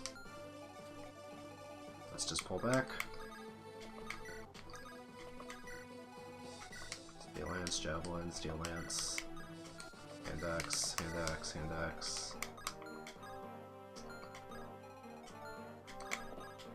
I'm going here, I'm equipping a hand axe.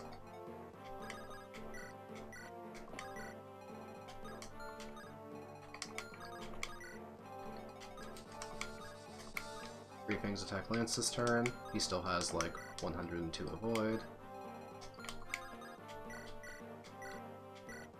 Everything is chill. We are still in the stable position. We're almost done with the Pegasus reinforcements as well, so we'll be able to make progress very shortly. That's the final Northern Pegasus reinforcements. So we'll have Alina go take the village after this.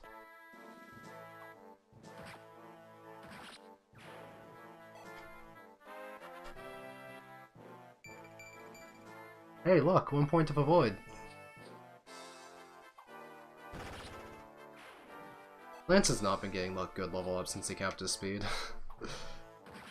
Man doesn't have very good strength for defense growths, honestly. These are all hand axes, and they will all go for Lance. Evergreen, shoot this one.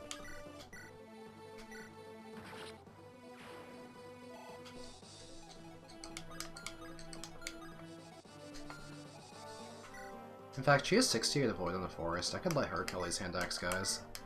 It's not like Lance is gaining EXP or his stats left to gain. I could do that for kicks. Why not?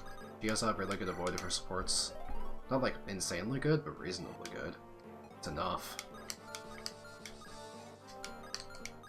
How much damage does she do with an iron bow on these guys? Like 19s? Yeah, go for it. Let's just have the excitement of training a unit that is not like basically capped out, just to... A little variety. Variety is the spice of life, right? They have 65 hits, she has 73 avoid, they can't hit, she 1 rounds back. Okay. We get to do something extremely slightly different. How exciting! Grab this village. Goddess Icon, which we're gonna give to probably Lena, because it's fun to try and cap her luck out, and she can't do it naturally, so let's go grab it.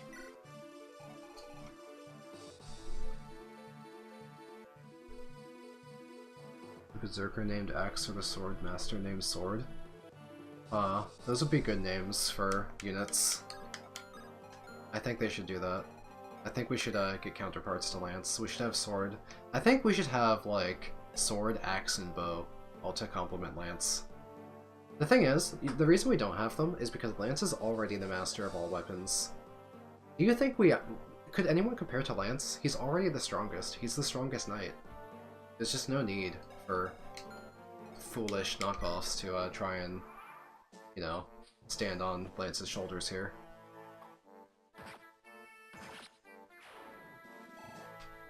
Ooh, we get to see EXP bars go up again, higher than 4 at a time. How fun. Do I need to be doing this? Not really, no. Okay, I have to pull her back after she takes care of the last one. I'll just pull back now. Because my dancer is really far away.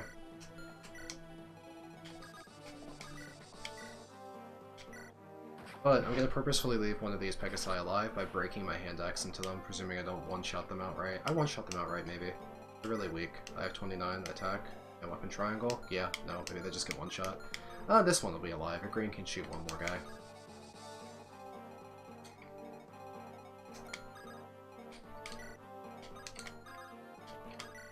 What was that legendary Dimitri copy pasta? He doesn't just kill women, he murders them. That's about to be a green. Green's about to murder woman. For EXP.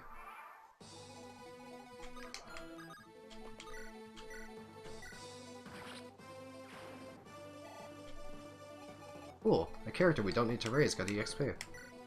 These shamans cannot hurt Lelena, this guy doesn't do anything, the Purge will use Fae to eliminate. This squadron has not started moving, they're dangerous because they have 2 Axe Reavers.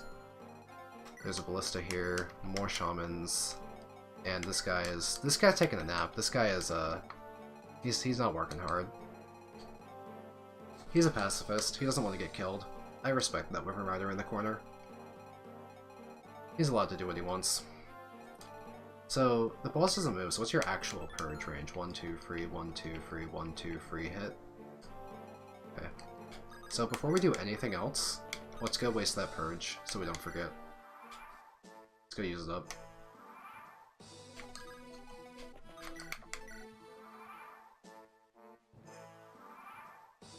I don't think anyone's paid enough to fight the people in my army. They're ridiculous.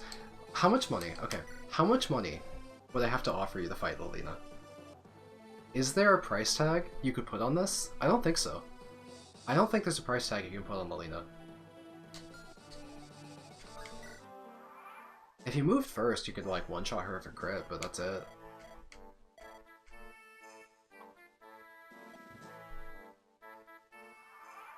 First, that useless woman. You're so mean. I think we should respect useless women. I don't think they need to use. I think they're allowed to be useless. Also, Nime is an extremely useful woman. Holy shit, she's gonna warp me so far.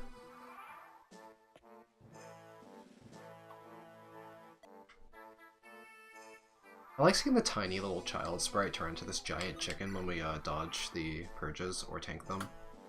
Chicken! We didn't even need Faye to deal with this purge, did we? He only has 98 hit rate with it, and on the forest I can break 100 hit rate on Lance. Chicken. Okay, he's down to just his Divine Tome. He's still pretty strong. We can either kill him with Faye, to get more levels for better tanking, or we can kill him with Lilina with a barrier staff. Either is fine. I might go the Faye route just to like get this res very slightly higher. But I don't know if I need to actually kill anything with Divine Stone later in the game, probably not. I can maybe kill the boss of, I can maybe kill Bronya with Faye. I wouldn't need very many Divine Stone uses to do that. I could commit 2 more to kill this guy. Okay, I don't know if these guys... I guess these people don't aggro even if they can move in 2 turns, so they're probably stationary and moving if you get inside their range, so let's just watch that. Let's just creep forward with Lilina and start taking out mages and such. Roy has to move forward to seize.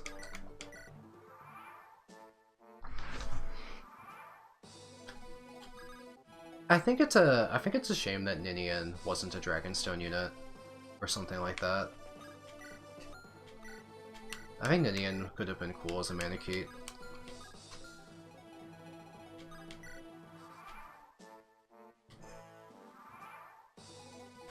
Okay, fight this 22 res. Come on, come fight me. You have... They have weapon triangle advantage, but that's not enough. They still die.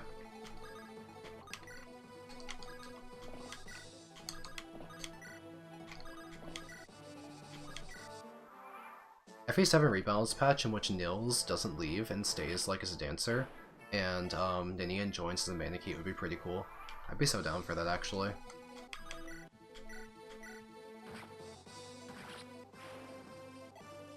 I actually think it would be fun to make an FE7 rebalance patch, because there's things in FE7 I don't like.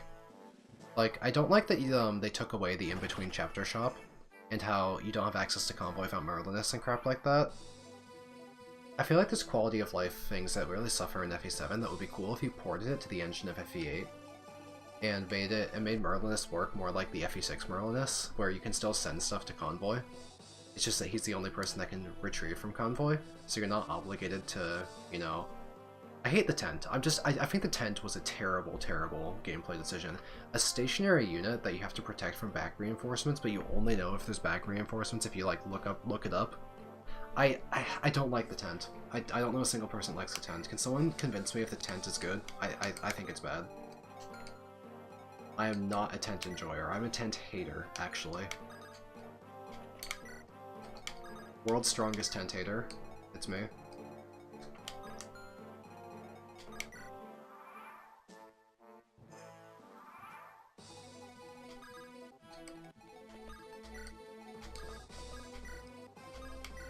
It would also be cool to consolidate all of the content into one playthrough rather than having being like split between the modes. Because like the whole Elliewood story and like not having the Hector mode chapters is kind of weird. I don't know. I think there's a lot of subjective decisions when it comes to what you could do if you wanted to change something in FE7.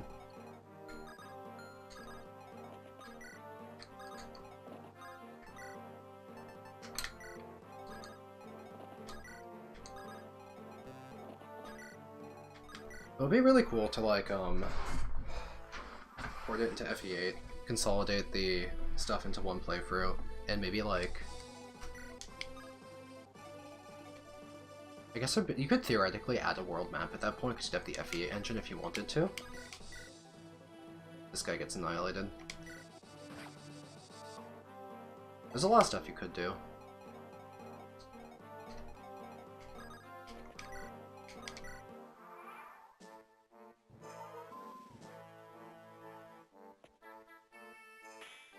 Boink.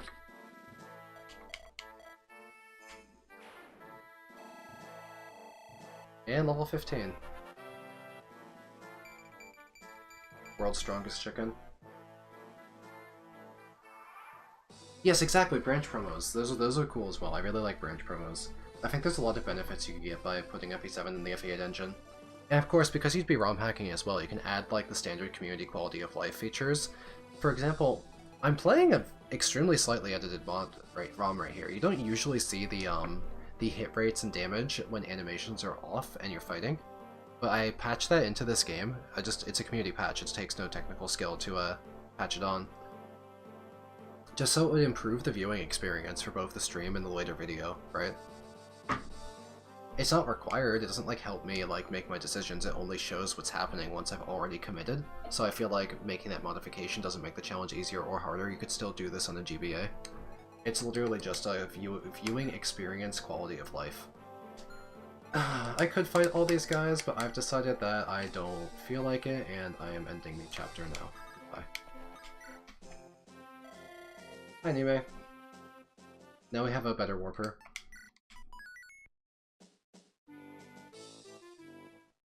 This chapter is hell. Just look at it. It's fog, it's ballistas, it's mountains. There's Pegasi that spawn in the mountains and come at you. There's villages to get. You can't see. There might be status stabs, but you can't check ahead of time. This chapter is absolute nonsense. And this is the main thing I was worried about in Ilia, because I have to like meticulously reference FE Builder to check this map for enemies. I can also bring up the enemy map on FE WAD.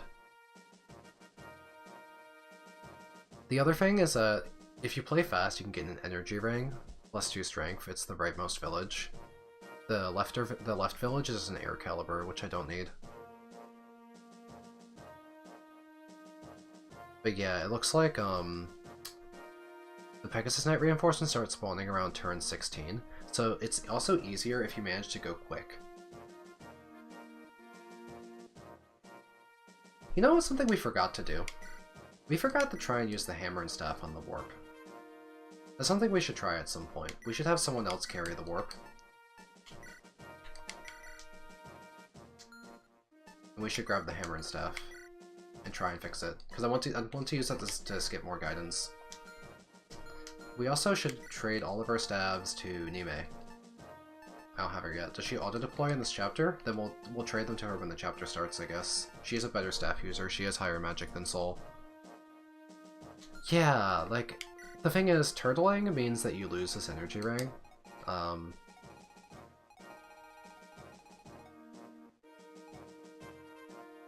So it might be nice if I could do some sort of more aggressive play where I could,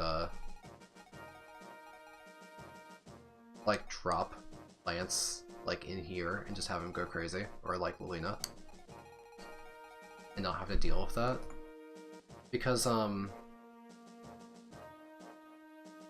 the enemies that would threaten me from that position, I think, use lances. There's Cavaliers, and there's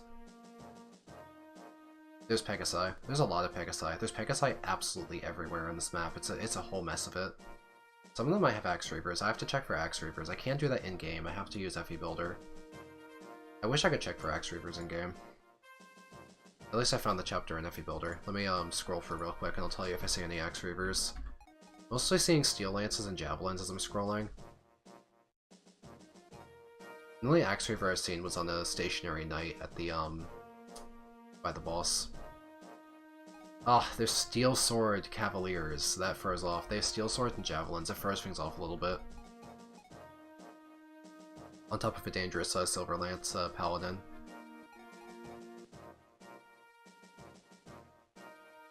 This chapter just seems like an absolute mess.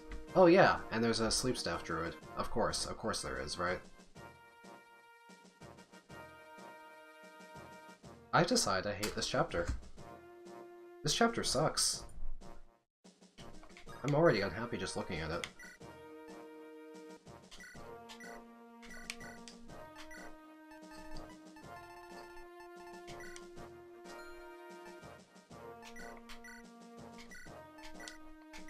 Go two-hand axes instead. Lots of lances in this chapter.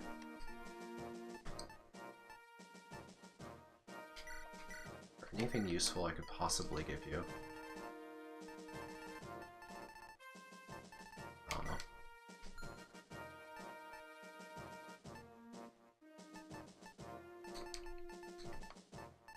I guess I can deploy less. I'm gonna need to deploy flyers to carry people. I should give that goddess icon to Lilina.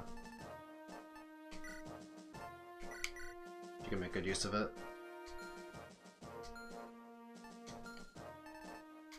And let's carry 2 fires. I might need to kill a lot of enemies. I need to buy one, that's crazy. Oh, I'm falling below 6 digits. Oh no.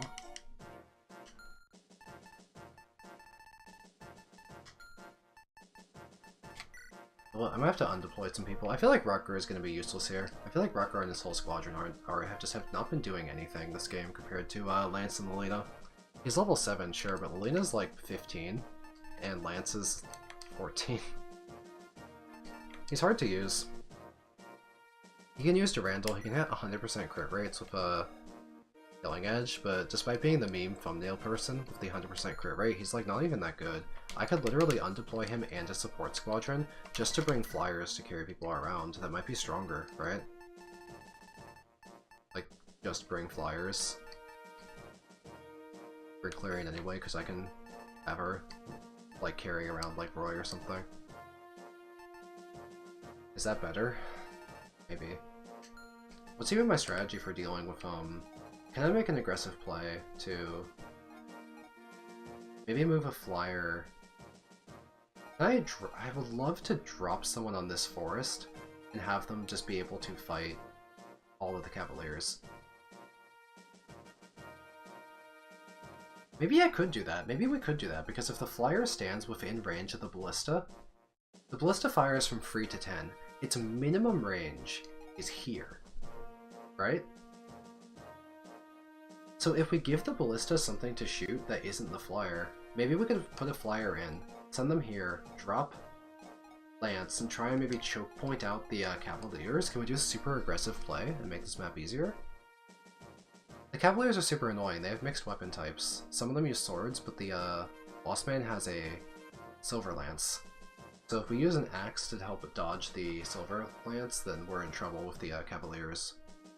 I could just go sicko mode of Armads and try and increase my consistency, be it by giving myself the defense to tank the silver, not the silver, but the steel swords, and then because it's an axe it would give me a void into the Silver Lance. That's an option. I could go sick with Armads. That might be fun.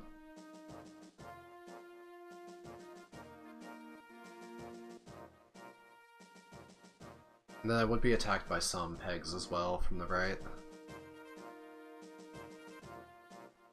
Maybe I just want to do a feasibility check. I want to see the insane, like, aggressive lance play. A way to that I could, like, take care of this ballista early. That would be just so convenient if it works out. Then I could fly people over this mountain and make much more progress for the chapter. As for the Pegasi that are in the fog up here near this ballista, we can have Lilina be dedicated to taking that out at the start. We just need to get her to, like, this forest, right? So Elfin and one flyer down here will be the Lance Transportation Gang. Because we'll go, like, onto this tile. We'll dance. We'll go 1, 2, 3, 4, 5, 6, drop. Perfect. And then Lance can, move forward and block the choke.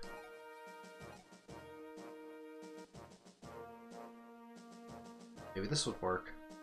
In fact, we could have Lance go here and maybe even throw hand. Is this also the choke? Those are peaks. Those are peaks. No, Lance can't attack on the turn he gets dropped, of course. Never mind. He can't take this out until turn 2. Big shame. Then is it possible for me to actually drop Lance in the choke? 1, 2, 3. 1, 2, 3. No, I can't go far enough. I would need a promoted flyer to be able to drop him in the choke. I sold my Elysian Whips. I could have promoted Zeiss. For one more tile of movement.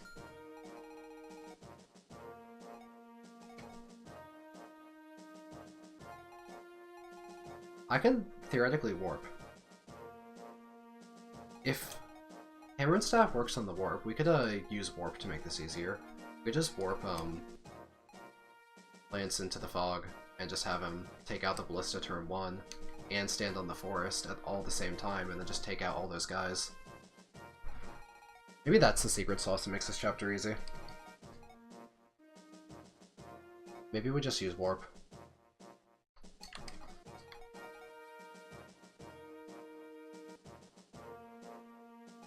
I think I'm gonna see if that works then. I'm gonna turn 1, try and hammer the warp, and then dance Saul, and then see if I can just warp Lance in. See if an aggressive play helps make this chapter less annoying. Nime's here. Right, she can actually do the warping. So Saul can do the repairing. So hammer the warp.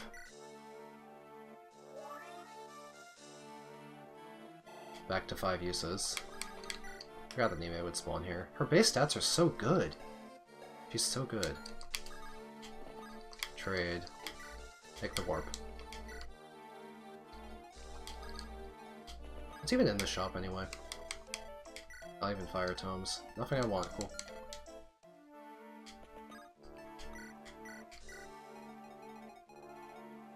Can you only warp to tiles you can see, or can you just pick... How do I know my warp range? It's not displaying my warp range in any capacity. You have to see the tiles? You have to see the tiles. Well, we can fix it. We can just, see tiles, right? There we go, and then we could warp.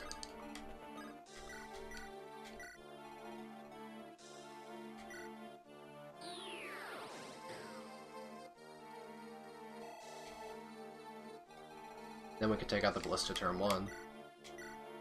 And I guess just hope that we dodge the swords with an axe out. Because I want the axe to give me a void into all of the lances. There are 4 steel swords though. But they're not that accurate. Give this a try.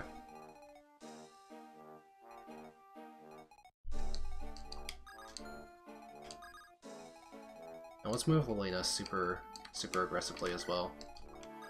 To enemy phase out a squad of Pegasi I can't see in the fog. Because on the forest, she'll be fine. Where are they? They're like north of here. They're like here, here, here, here, here. Then I'm gonna put her on the house to make sure she's in range of everything and just try this really risky, really aggressive turn 1 that I can just repeat over and over until it works. Then the rest of the map would be really easy. I think that's actually the best play. Take risks turn 1.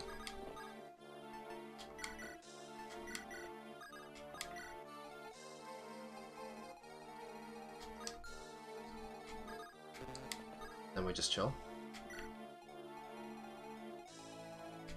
Alright, let's see if this idea pays off.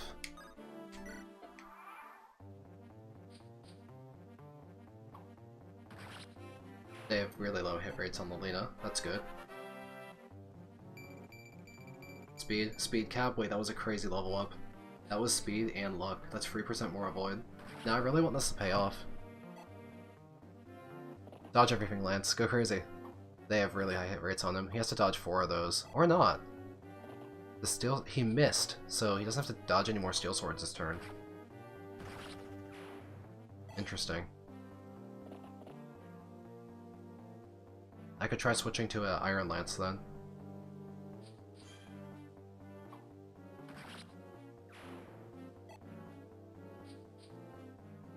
Well, Lelena's doing super well for herself.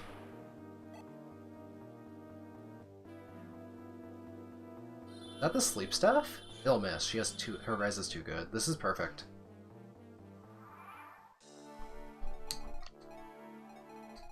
That's perfect. Because we're wasting this ballista's ammo, and the sleep staff is attempting to attack her.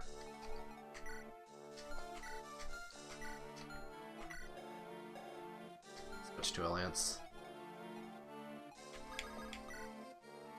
So I'm gonna get attacked by 3 more steel swords. The silver lance will have a like 12% hit rate on me. Let's just dodge it.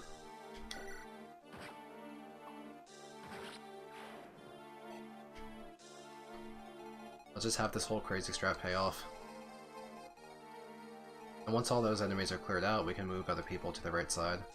Lance is not choke pointing it, so we don't want to do it yet. But I mean, once the Cavaliers are dead, maybe we can move support partners in and then fight the Pegasi. I think the Pegasi are standing still. What tiles are the Pegasi on? It looks like they're on the eastern mountain, east of here, so let's check. There's 4 unpromoted ones and 1, so my cursor's on the Falco Knight right now. And then there's these guys, so they can move 1, 2, 3, 4, yeah, like 1, 2, 3, 4, 5, 6, 7, strike. I guess the Pegasi aren't fighting me yet. So let's take out all of these Cavaliers and then get Lance's support partners in. Let's find his partners and carry them.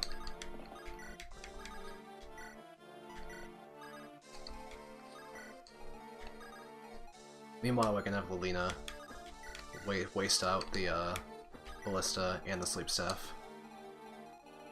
We're just gonna hold position. Everything is going completely fine.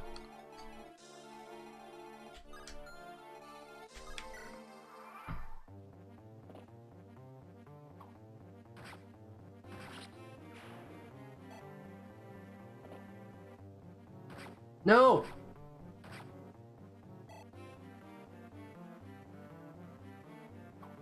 We got hit.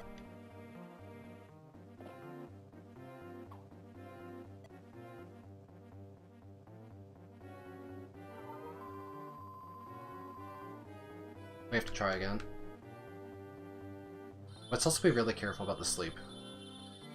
Okay, so when we try again, let's not move anyone range of the sleep besides Elena. Sake is really annoying to deal with because there's a bunch of like really dodgy, really accurate nomads. So I decided to go to Ilia.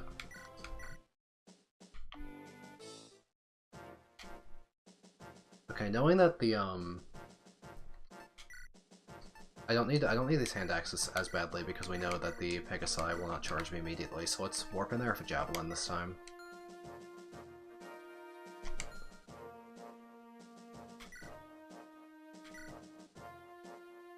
Yeah, let's try this.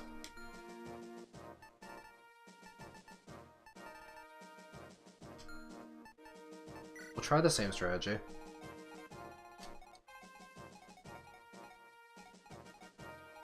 I'm gonna try and get Lilina all the way onto the fort this time. So she'll have consistent dodge. But we're otherwise gonna do pretty much the identical thing with Lance. I think this is a good strategy. I think warping in Lance to take out the Ballista turn 1 is really good. It's gonna change this entire chapter for me.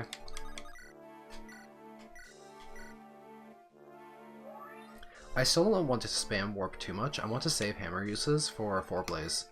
Because this 4-Blaze is how I plan to kill the Manakete spam chapter at the end game. So I want to save some hammer uses. So ideally I never have to repair this warp again. But I can do 1 warp here, and I can still double warp, skip two Gaiden chapters going forward. So I could double warp skip if I need to, like Warp Boss Killer and Roy in both 20x and 21x, and then be fine. And then just not need warps past that point, and save hammer staffs for 4-Blaze. Because there's a truly comedic, hellish number of Manaketes in the in-game chapters.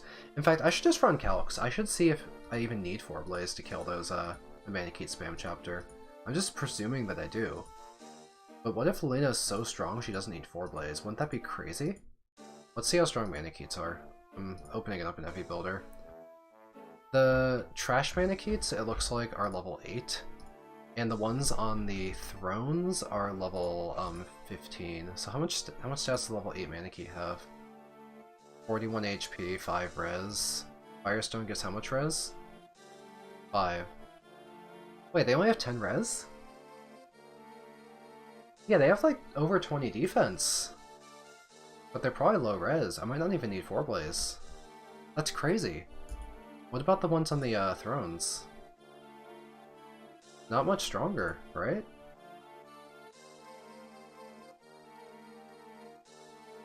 I haven't actually ever played that Truron chapter with the Manakete spam. But if I don't need 4-Blaze, that's insane. It makes like Because my plan for that chapter was that, I was gonna give Lena and Elfin a bunch of pairs of boots.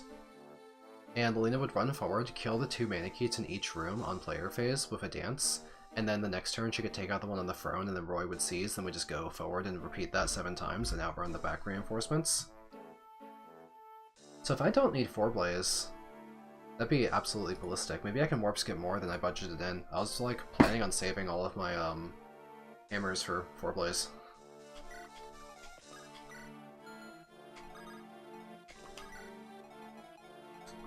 I should see if I can look up footage of that chapter to see how strong those Maniketes truly are in normal mode. I thought I traded the warp. I actually have to restart because I misclicked because I can't trade and get that warp at the same. Can I do like a trade chain? You can't trade multiple people in one turn. Hold on. I was so distracted thinking about how I was gonna budget my uses of hammer over the course of the playthrough.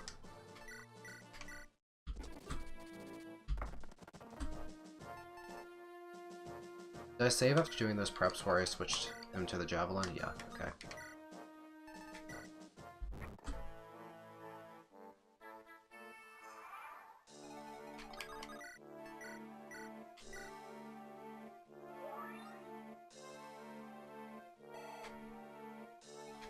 Okay, this time I'm gonna actually trade the warp like I meant to. Vision.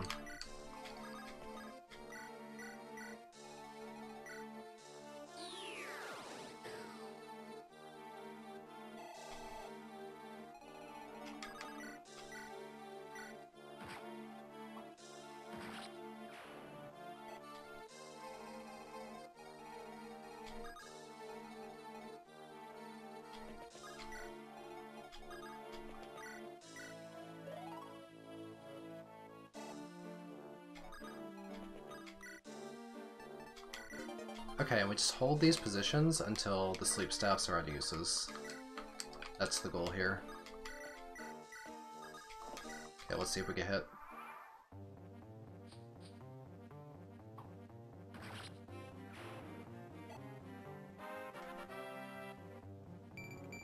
Oh, Lena got speed res! She's getting good level ups for us anyway. Yep, speed Lena, go! Half 7 million avoid. So Steel Swords have 2% hit rate on me. The Silver Lance is gonna have 12. We're 1-rounding these guys back. No, we're not. The Sword Lance's strength is starting to fall off. I'll probably give the Energy Ring to Lance. He's more important of a unit than Rucker is.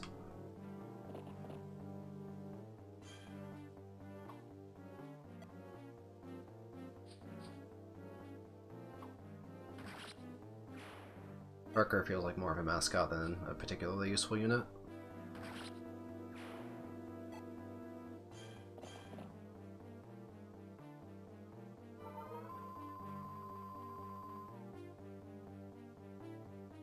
Sleep?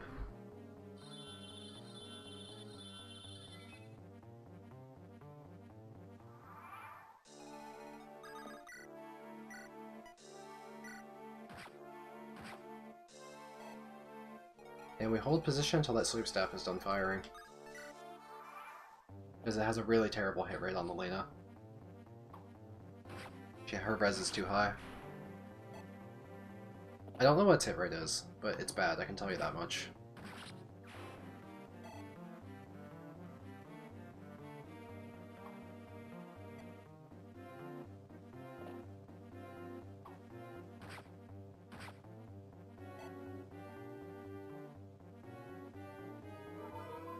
How's this healing retreating nonsense going on in the fog here?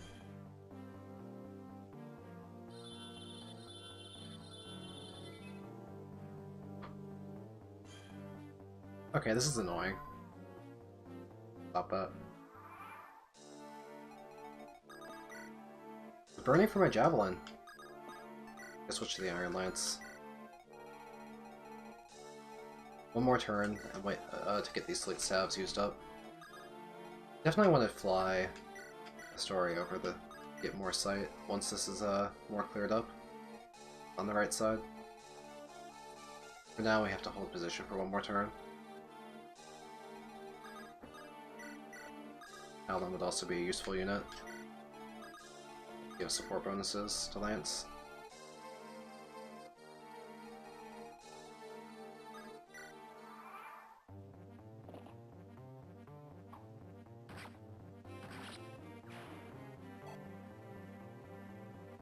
Last use of sleep? Oh, that's the ballista.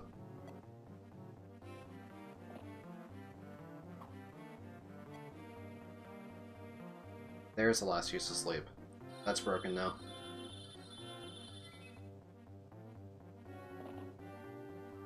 Oh, there's a troubadour. Okay.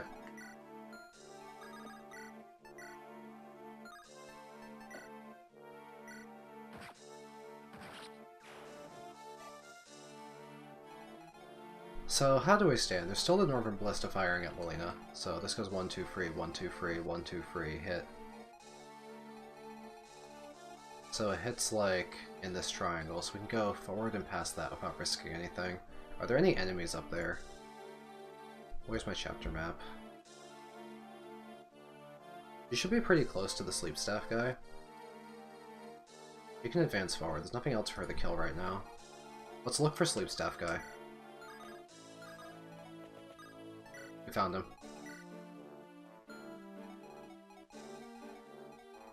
There's more Pegasi up in this mountain range. Their tiles are... Yeah, we can get to like this peak and fight them or something. We'll find a way to fight them. We can probably start, once this guy's out of the way, we could get like some sight in here, but he's an issue for now. He covers too many tiles. We have to kind of still stay pretty still. We can creep up like a little bit like this and prepare for the great migration.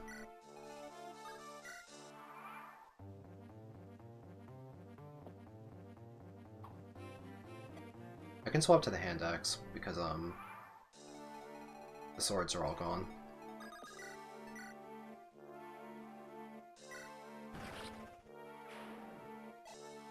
And now we can get some beloved sight range. You're holding the right person.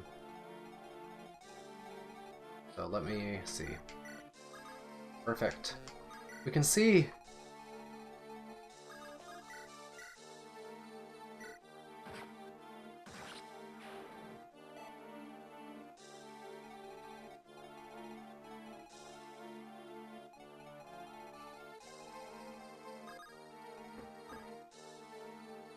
There's a support bonus for you, and we'll fly back and go get more people. And do this big grab and go maneuver. And work our way through this chapter. Good progress so far.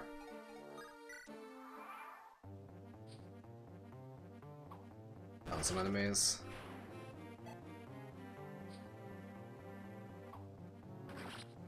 This is the pack of Pegasi I mentioned that were in the northeastern mountain range. I guess they had started moving. They must be the aggro within 2 turns type.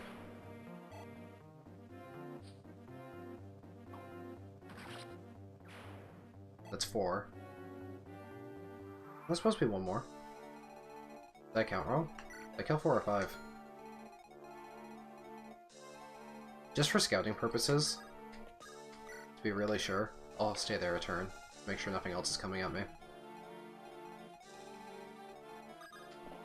The village, air caliber, not that useful. Kinda useful, but Lilina just kills with a fire tome anyway, right? It doesn't hurt. And now I can get more beloved sight. Let me see. Coast is relatively clear right now. There might be, I think there's definitely some more pegs. We didn't fight all of the pegs, there have to be more, but we can move forward with the hand axe, and we'll do that under the cover of both support partners. Let's go get Marcus. I'm gonna pick up Marcus and I'm gonna dance. We're gonna get Marcus here.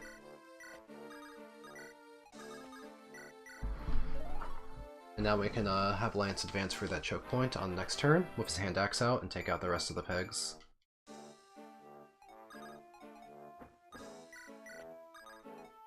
And let's just keep continuing this mass migration and get everyone over onto this side of the map and keep my units consolidated. Turn are we on? 6. We're doing well. Reinforcements don't start. The Brigands will start at some point, but the Pegasi reinforcements are turn 16, I think. so I can get past them. The Pegasi spawn, I think, from the north as well. Let's confirm that. Let's confirm where exactly they spawn. Pegasi are from the north, so staying on the south end of the map is definitely the safest way to do this.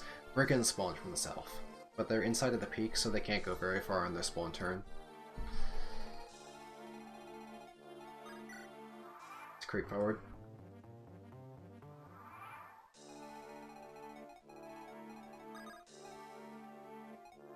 No, not much of a choke point when there's Pegasi we're fighting, but let's see if this aggroes some more of them. Let's get our supports in range. In our vision. Now it came at us 3 tiles back, so we're probably not in anything super dangerous. This goes 1, 2, 3, 4, 5, 6, 7, 8, 9, 10. So we're not in range of this next ballista yet. Lena didn't find anything, so we'll have her 1, 2, 3, 4, 5. 1, 2, 3, 4, 5. We'll have her go just outside that range so she can get to a forest on the next turn to safely deal with it. And otherwise we're just gonna keep moving our units this side of the map over and over. Let's just grab people and go.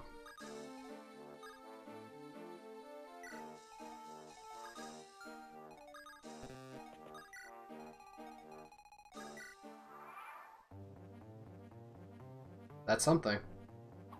Long ballistas? Okay. That's on me for not realizing that was a long ballista compared to a regular one. The Desert Sophia chapter was chapter 14. We're long past that. We're on 19.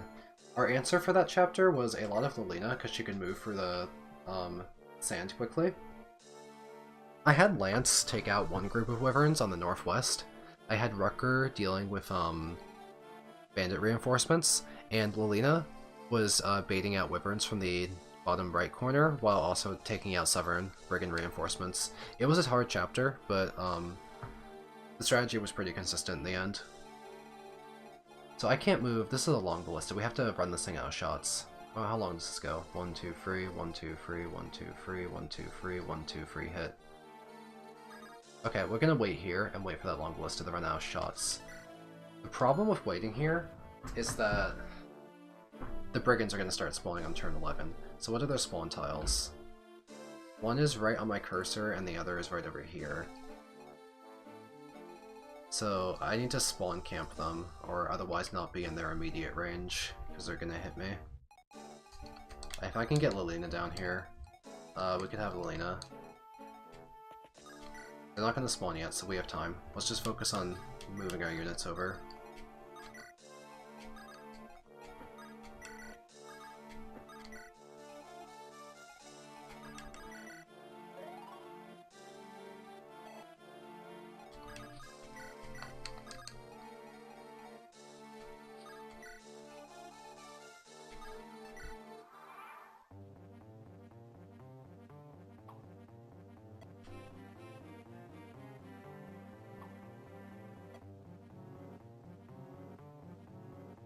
What was that?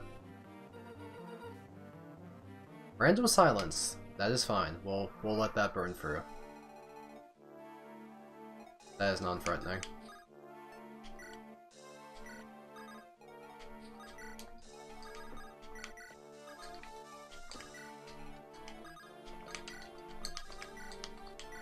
It's only a solution to the turn 11 brigand. If one's here, he'll use 4 tiles of movement to be on this peak, then he can move here, then he can strike people. That's bad. So we're probably gonna have,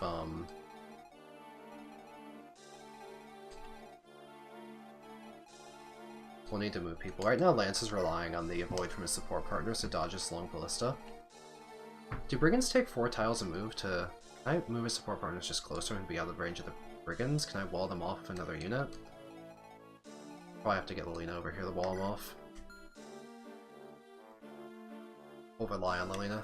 We'll stop dealing with this current. We'll finish that ballista later. Just have her walk over. We still have turns to do it. Just wait.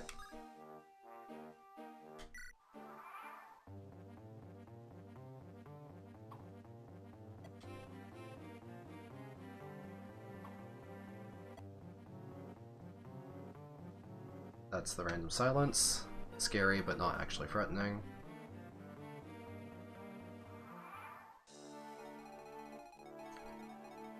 2 shots left on that. Brigands spawn next turn. So let's move his support partners closer to him.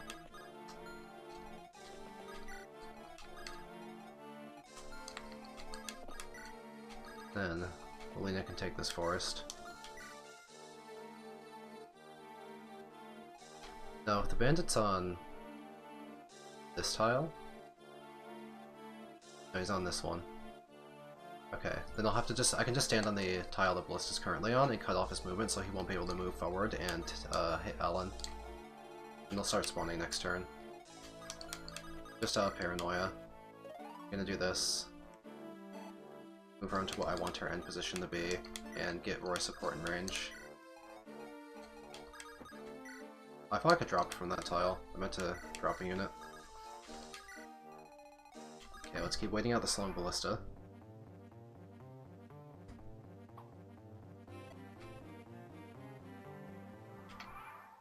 Okay, Brigand should spawn next turn here, and then Melina just kills, because he can't move very far on these peaks. Melina cuts off his ability to get off of the peaks.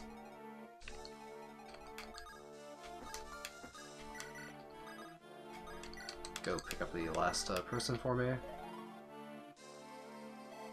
And to try and bait up that last use of the Silent Staff, I'm going to have Sol stand where Nime just was, and have that Silent Staff get used up.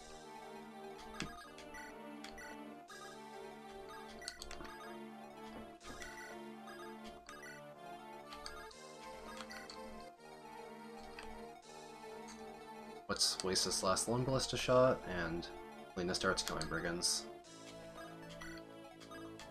There they are.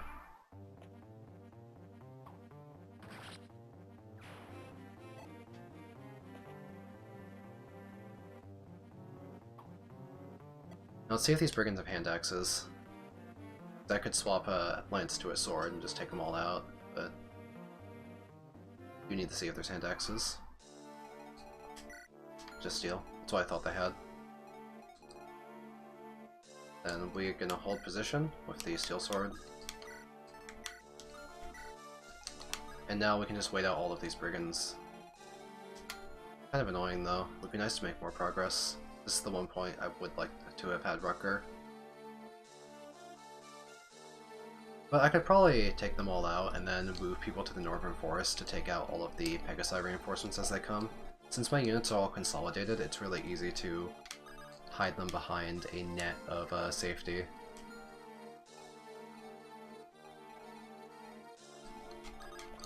Let's just pick up people to have less units that are in the way.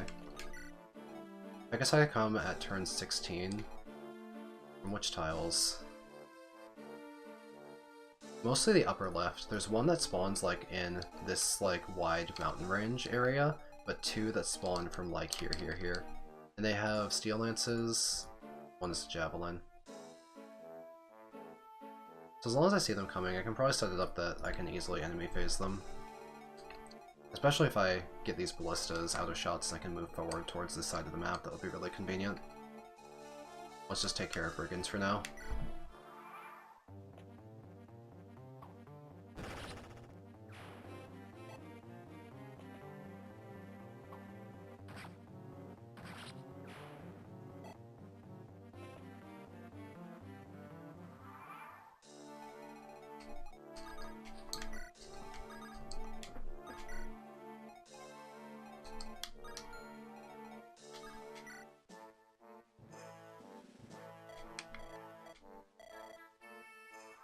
So those are the warning for the Pegasus reinforcements.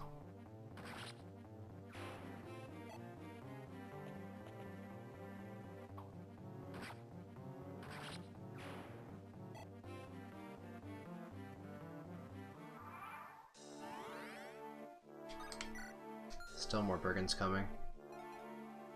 I keep holding position.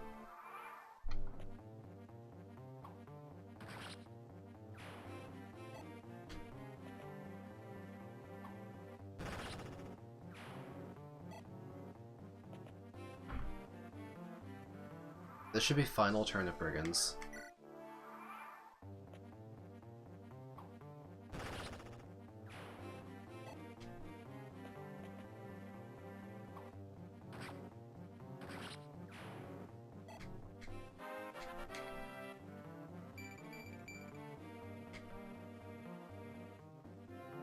Thank you for the uwu wee wee. Count the tiles in the sky. 1, 2, 3, 4, 5. 1, 2, 3, 4, 5. Okay. And if I fight this guy from this tile, I won't be in ballista range.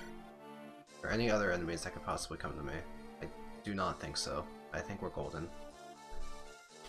And then we're going to have Lance go up 2 tiles, start baiting this ballista and running out of shots. And then we want to have... Do I have a torch staff? Not on me. We want to have most of our units be kind of behind our lookout story. Let's consolidate our units. Let's be outside of the ballista range, but Pegasus reinforcements are going to start coming from behind.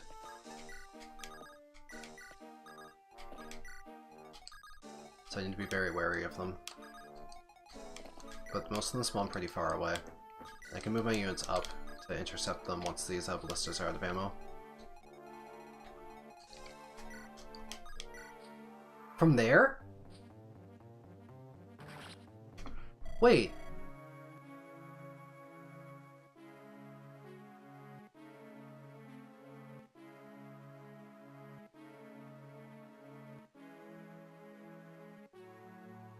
Okay. I learned something.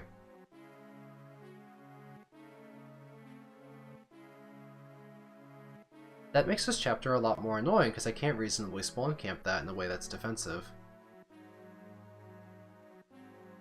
That changes the way I have to do the chapter. I think that instead what I have to do is then, rather than move my units to the center of the map, I think I have to leave only strong units in the center, leave Lilina north, and turtle out for 20 turns to kill all reinforcements before I can move a single other unit. I think I have to play this chapter even slower.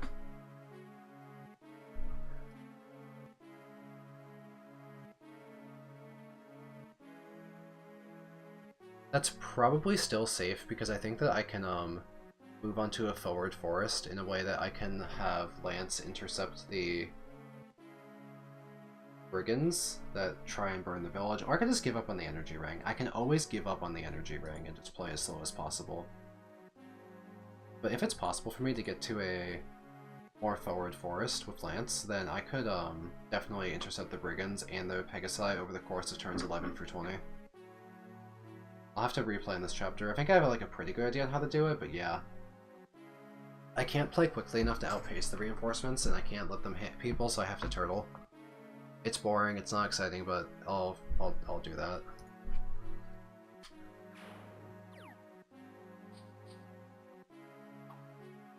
Oh hey, you finally showed up.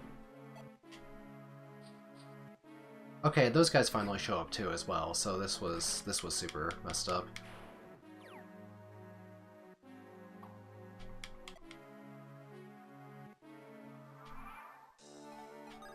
Well, we have to restart this with a different plan then.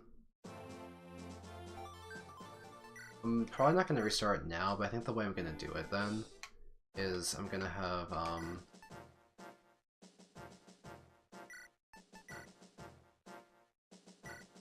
stronger lance than the iron lance because I want to actually kill stuff before they get healed. I'm going to use a silver lance or a killer lance or a horse slayer even. It weighs me down. I don't want to get weighed down.